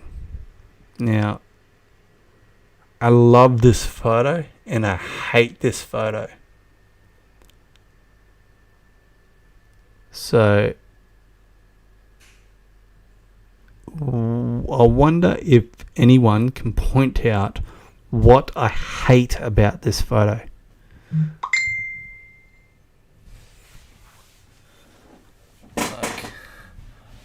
I think I loved. It looks like a postcard. Thank you, Poe. I love this photo, and this is actually going to be where I'm going to be tomorrow morning. This is Budrum Falls. This is where I'm going to be going to take more photos tomorrow morning. Well, I'll be doing videos more than anything. The thing I hate about this photo is this bit right here. It is far too bright. They call it a hot spot because I didn't expose my photo properly. Everything else about this photo I love. I love the rocks. I love the waterfall in the background. I actually got, because I zoom in, I actually got in proper focus, but that is the part that I hate, and I've tried editing it out, but I couldn't do it. I destroyed the image by trying to fix this one area. Now, I learned not long after it to start with doing my waterfall photographies. I learned to do one stop or a few stops, half stop, 1/3 stop, whatever, but at least underexpose it. And it helps prevent this brightness. Now, this was one of my images that I took of Budrum Falls, one of the very first ones. And I had the same issue with overexposing it instead of going the underexposed because of up here. But the other thing is, the reason why I hate this one is I didn't get it in proper focus. I was still these photos here are the beginnings of my photography. Oops. Like this is where I started. This is all the start. That was with my playing with my camera. That was actually a point and shoot that Julie's got. Same with that one. This one was with this is actually in Cebu up at Temple of Leia. That was with my camera, with my phone. That was with my phone. I took this one with my drone. I took that one with a drone. But then this is when I got my 800D. This is one of the very first flowers that I took a photo of. So I'm just reminiscing. Sorry if I'm boring anyone, but these are where I started. Like if you wanted to know how bad of a photographer I was, I started really badly, and I learnt to progress. So it's just the same photo. This is a hibiscus. So I focused in on the front and then tried to blur out the back. That was what I was aiming for there. But like this is just all me trying to learn. Like I don't always take good photos. These are all long exposure photos. You can see there was waves there, but you can see just here how there's that rock and you can see like it's mist. Well, that's the waves breaking. This is me learning and playing with the long exposure. I don't always like some of the photos that I take, and I edited this one up. I shared it somewhere at one stage in a black and white. This is my journey of photography. Like this is, I don't always take. I think I see something, but then when I get back into the computer, I'm just like no. Like I can take 100 photos and just maybe pick 2 that I liked.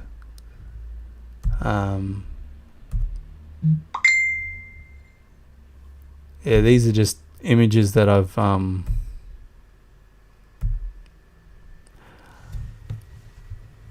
was trying to do bracketing images on the Glasshouse Mountains one night, playing with ND filters and stuff like that, but yeah, it didn't kind of work out, so I didn't really do anything with these images. I got a better photo further on. Hopefully I find that and I can show you. But here we are. This is just I got one good photo of this lady. Every one of these photos that one's out of focus.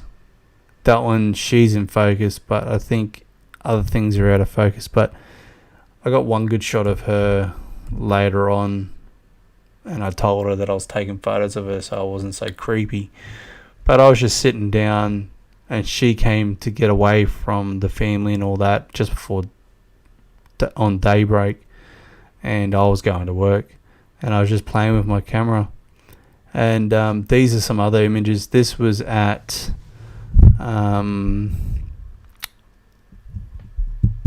Balumba Creek Falls. I drove there early in the morning. I think I got up at Rosla, hello, and welcome, Paul. I got up at like 3 o'clock in the morning to drive to this place to make sure that I got there really early in the morning.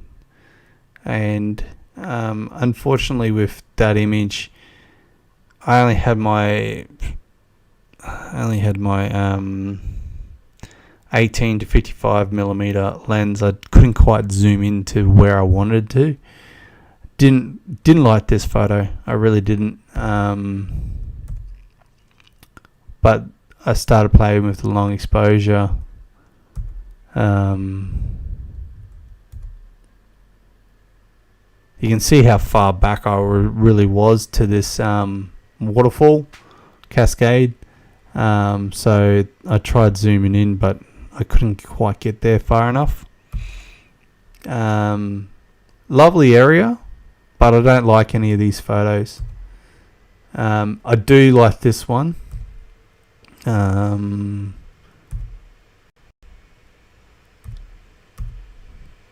I think they're both the same edit. The only problem with this one is that the water is overexposed again. I did like this one. This one was quite a nice photo. I probably would never get this photo again because everything changes. But this, if I'd done this right in the first place, it would have been a really nice photo. And I'm still up in the air whether it's a nice photo. So these are the main falls of Blumber Creek. I actually did a panoramic shot of this. I don't know where it is. So this was, hang on. Panoramic is coming up. This was the first panoramic I actually took. So the panoramic starts here, and I stitched 5 photos together for it. So it was that one, that one, that one, that one, and that one. And this is what the panoramic came out like. It was the first panoramic photo I ever took. I quite liked it.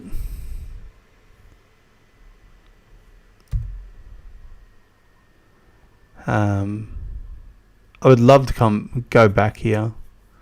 There's another nice place that I should have stopped at too, but yeah. So these are just more of the falls. This one was taken with actually no filters. That one. That was just straight natural, no filter, no nothing. I was there early enough in the morning to get it long exposure. But this is the thing I love about the long exposure is I love the silky water. And this was just like, I'm sorry guys if I'm boring you and I'm dragging this live out, but I'm reminiscing about where I started, and I didn't have, I had cheap gear to what I could afford. Like whatever I could afford is what I used.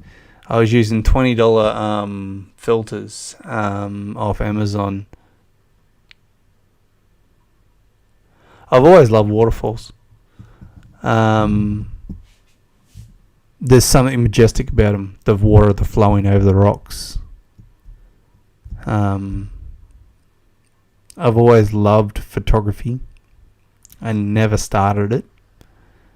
I got selfish to just over a year ago, and decided to buy my first camera. Previously, I actually had bought for my ex-wife. I bought her a camera because she loved photography. She wanted to do photography or take photos, memorable moments of the family and stuff like that. And then after we split up, she got the camera. I bought a camera for a girl that I was seeing because she was in photography. But I never bought anything for myself. But I decided that bugger it, I'm gonna go and buy a camera for myself, and now I'm onto my second camera, and I'm really enjoying following one of the passions that I've always loved doing.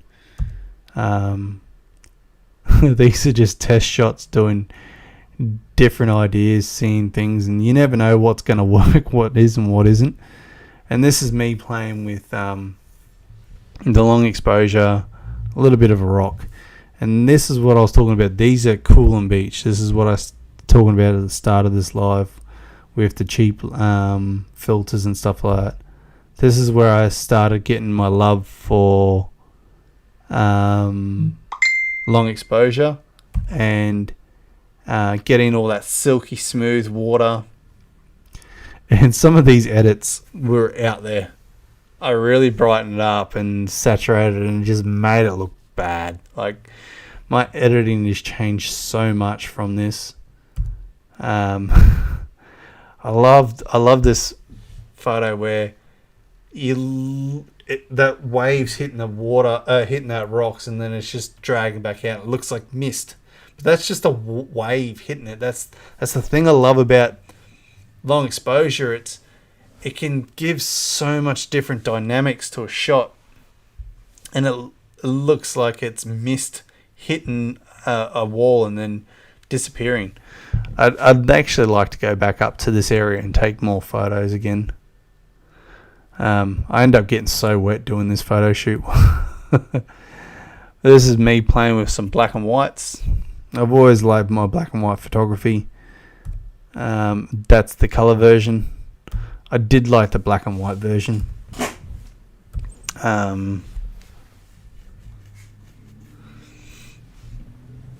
Well, hopefully, Alan, you can show me some of your photography.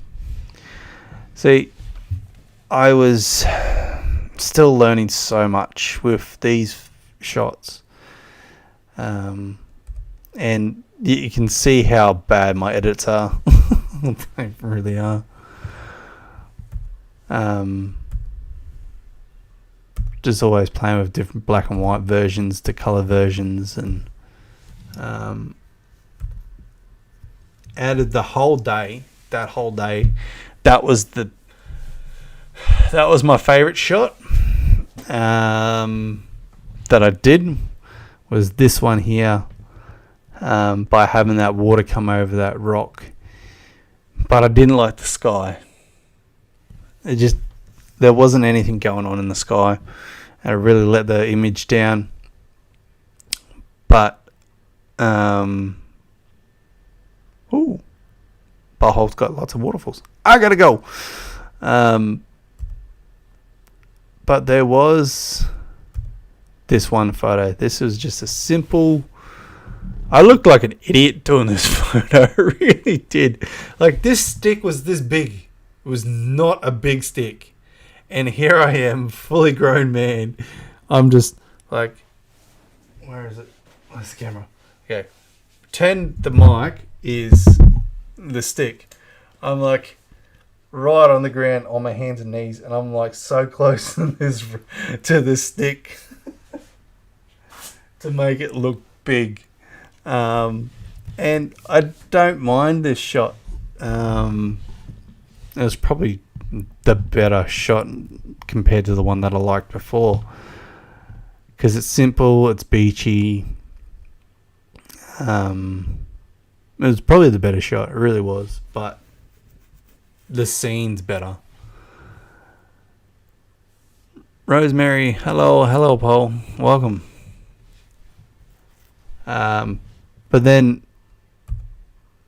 I started getting into doing my waterfalls. Obviously, you can see it was a little bit lopsided, and I'm like, oh, better straighten up my camera. Yeah, it is the better shot of the day, because I included the sky and I had a bit more going on then. I spent a couple hours, an hour or 2 hours after work down here doing different varieties of shots.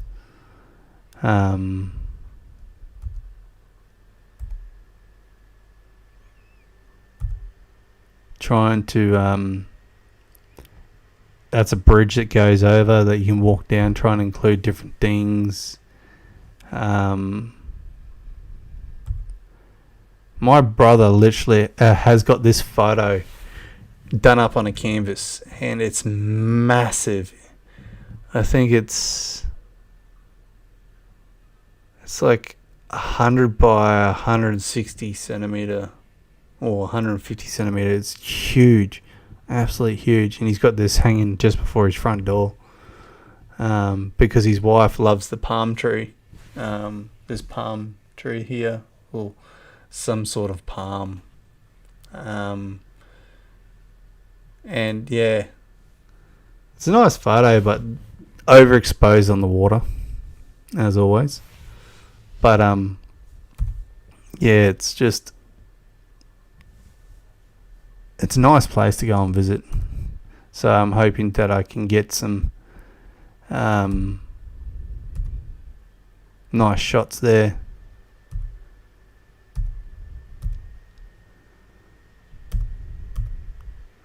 So I've done some photos of this area before. Like, this is my first time there, and yeah, all my water is really overexposed. So, oops. You can tell how bad this edit is by being so green. Too much yellow in it. Like, I edited it wrong. I really did. I'm not the best of editors. So there's too much of a yellow tinge into this one. And see, this is the thing, guys, with all these photos. Take multiple angles, different versions. You never know once you get back home which one you're going to enjoy the most.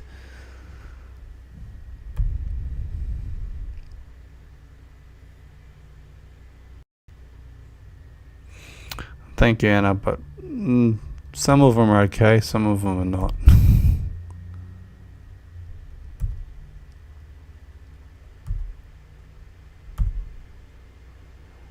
This was my sunrise shot, and trying to get the right shot when I was at where was I? Moffat Beach.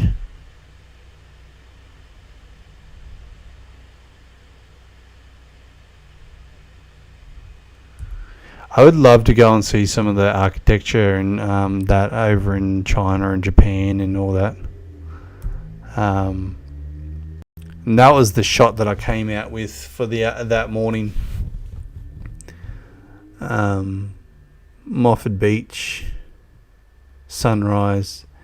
It wasn't an epic sunrise. This was just about the turn of the colour. I love the misty water with the long exposure. I love how there's like a sheen over the rocks, almost like a matte sheen. Got there really early for this shot.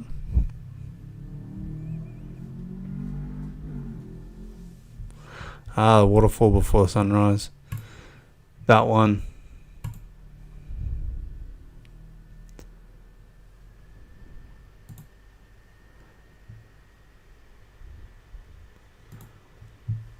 That was my favourite shot for a while of Buderim, but I actually got a better one now.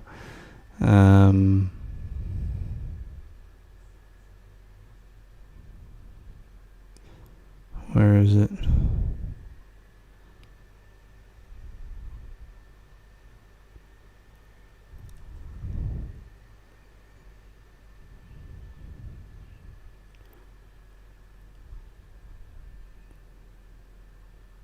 It's there somewhere.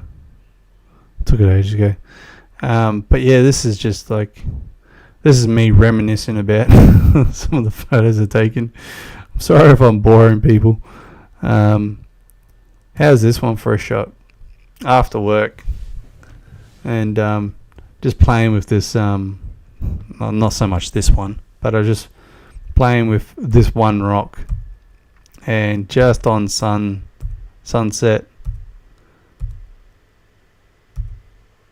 this image, just on sunset, the color was fading and it threw the oranges over to the east from the west. And yeah, I got that photo.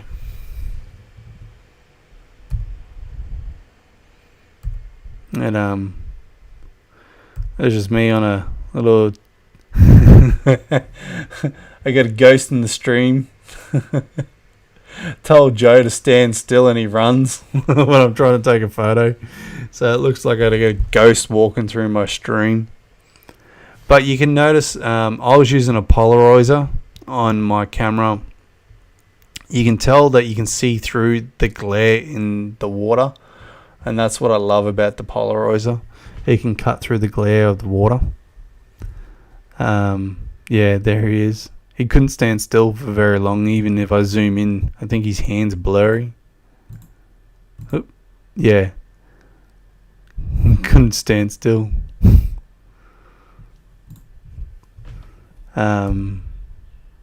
Yeah, he's another ghost at the top. The only way I could get him to stand still is when I didn't tell him I was taking a photo of him and he was looking in the water.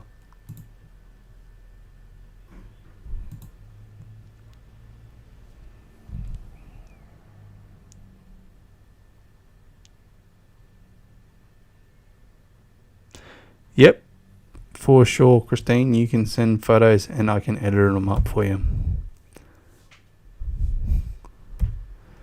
But yeah, this is just playing around with different things.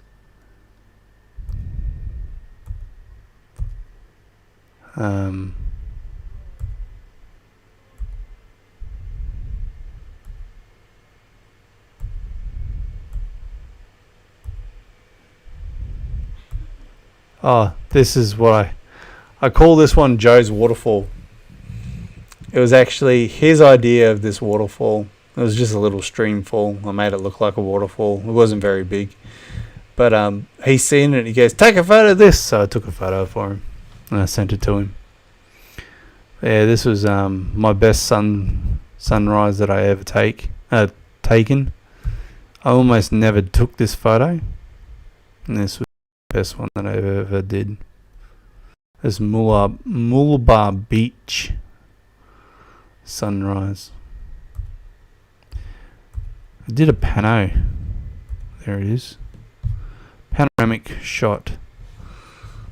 And it was okay, except for the only problem is being so early in the morning. Some people don't stay still, so you've got them blurred. Fun fact. Right there, that water tower is the one that we're actually stripping right now for work. So, yeah, this is the panoramic that I took of that morning. That was the second panoramic I've ever taken.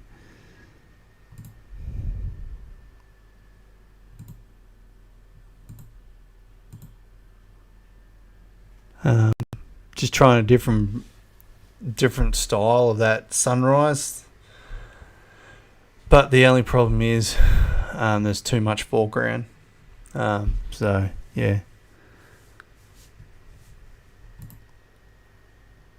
playing with astrophotography in my backyard.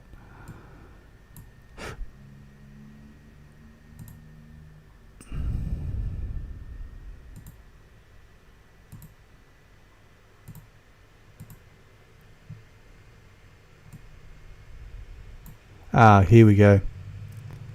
This is my favorite sunset over the Glasshouse Mountains. This was the longest exposure photo I have ever taken until a week or so ago when I did that 10-minute photo at Dolphin Rock. This one was done for 7 minutes exposure. And it actually went into after dark. That's why you've got those colors through. It's actually, by the time my camera actually finished, it was black and I was walking back to the car in the dark. But with your long exposure, the extreme long exposure, your clouds get that effect when they're moving, the streaky effect. So yeah, that's one of the things that I've been enjoying doing, is trying to better my photography. And this one I actually have done up for a lady, 90 by 60 centimeter canvas print, and it looks great. It really does. Like this photo here was taken a little bit before dark. You can see how the colors are starting to come in, and then this one was taken that one was taken a long time before dark, and you can see how the colors are starting to change. So you can see how from that one to that one you're starting to get, and then you get to these colors. So you can really see the transition.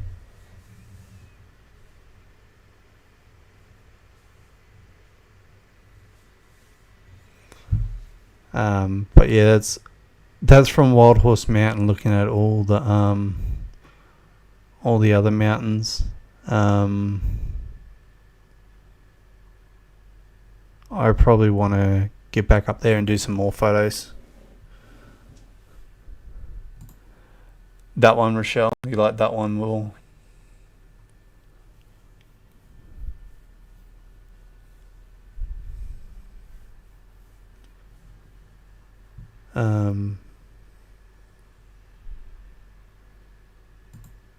This is probably my favorite astro that I've taken, astro photography. Got to do more of that, get back into it. Yeah,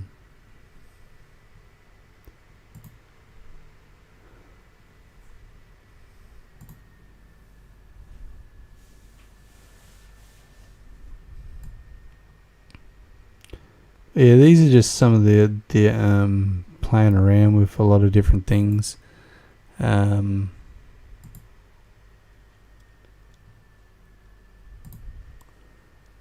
See, this was a good shot of the Buderim Falls, because I learnt that I got to start putting foreground into my shot. So you've got the rocks leading in. Like you can see from the first time that I went to Buderim Falls to the next time that I went to Buderim Falls, how my photography changed, and how I started learning different things and putting foreground in the interest and all that.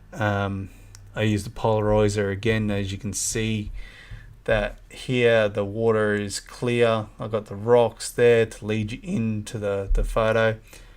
Unfortunately, there wasn't very much running, but I've got a better one with better water flowing over it. So, and I actually got it on sharp. I learned a little bit to get better.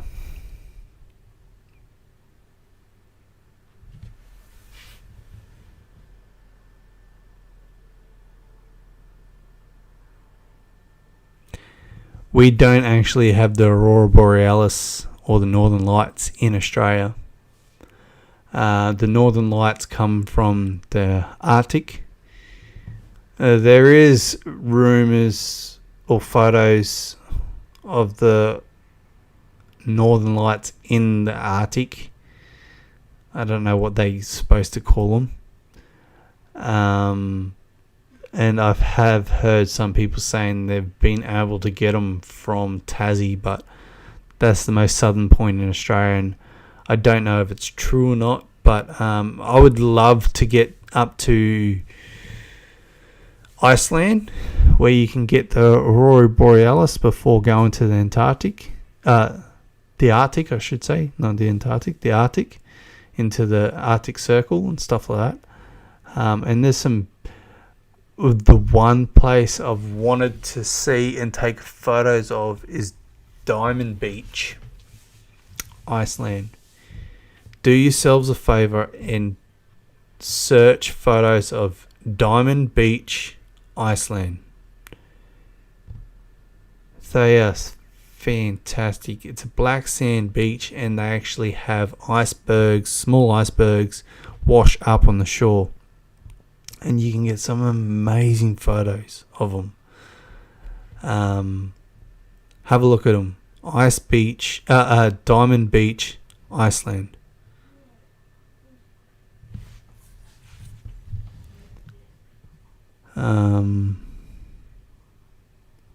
And these are just some trying different things with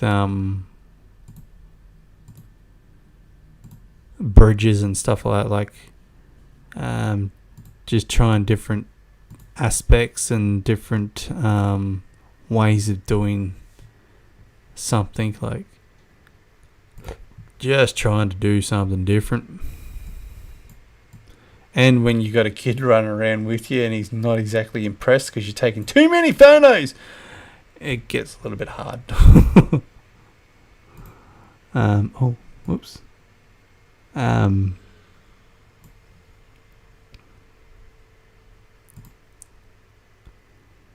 Yeah, I got in trouble taking these photos that day. But this photo, this was the first time I went to Baxter's Falls, and this was the gorge leading up to Baxter's Falls. And the funny thing about this trip going to Baxter's Falls was the memories I've got behind this photo with Joe whinging at me. He was having fun down there until it was time to climb back up to go to the car. He was not impressed because we walked a long way. We walked about 1.5 k's down into the ravine, and he didn't like the walk back. But it was still worth it. I got that shot, and I got that one. That one's Baxter's Falls. Got to go back there and do another photo shoot of that one.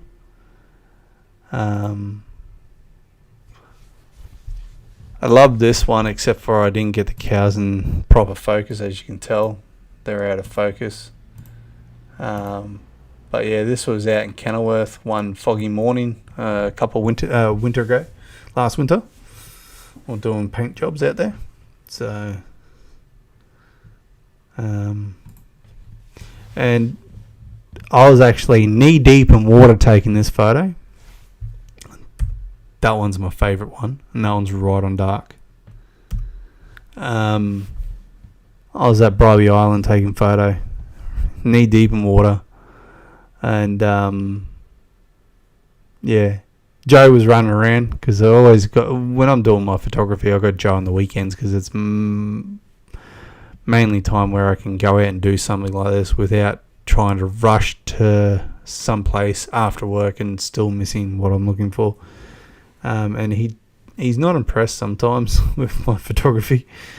But yeah, the funny story was when I took this photo.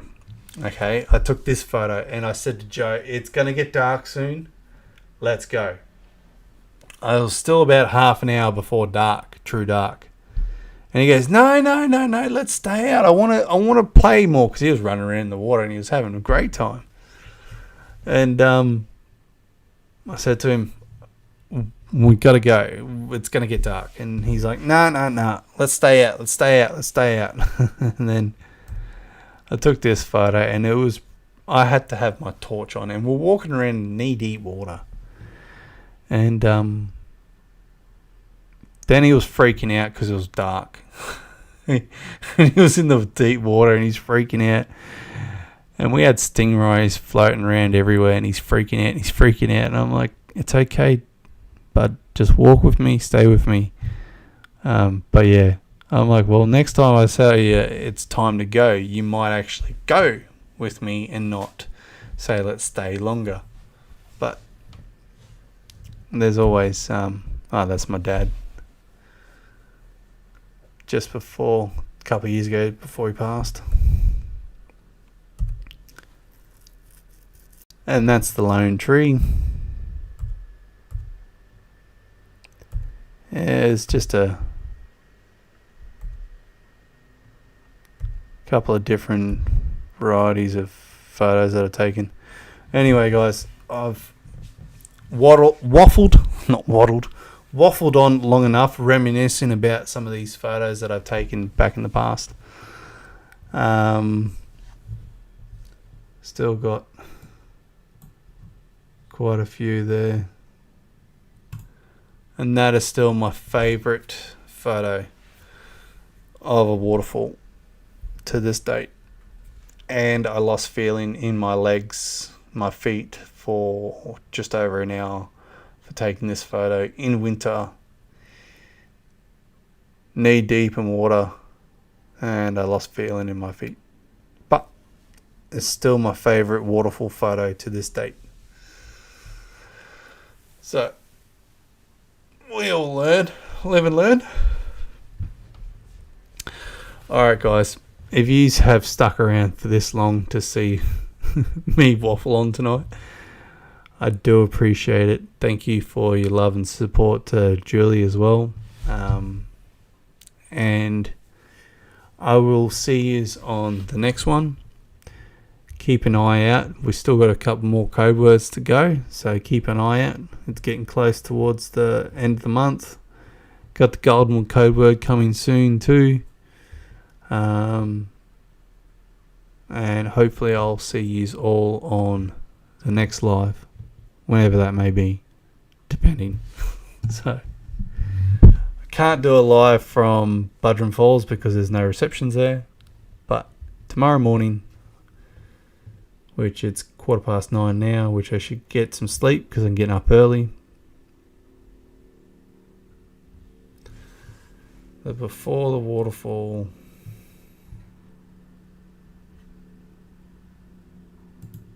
that one.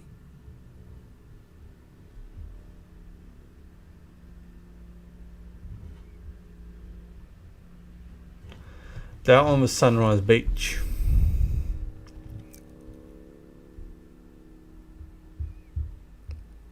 No, it took me a while to find that photo, to get that photo.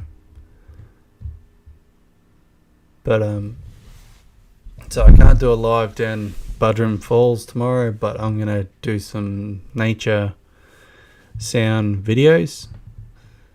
Hopefully I can get a couple of them done before people come down and there's no noise. Then if I've got time before I have to go to work, and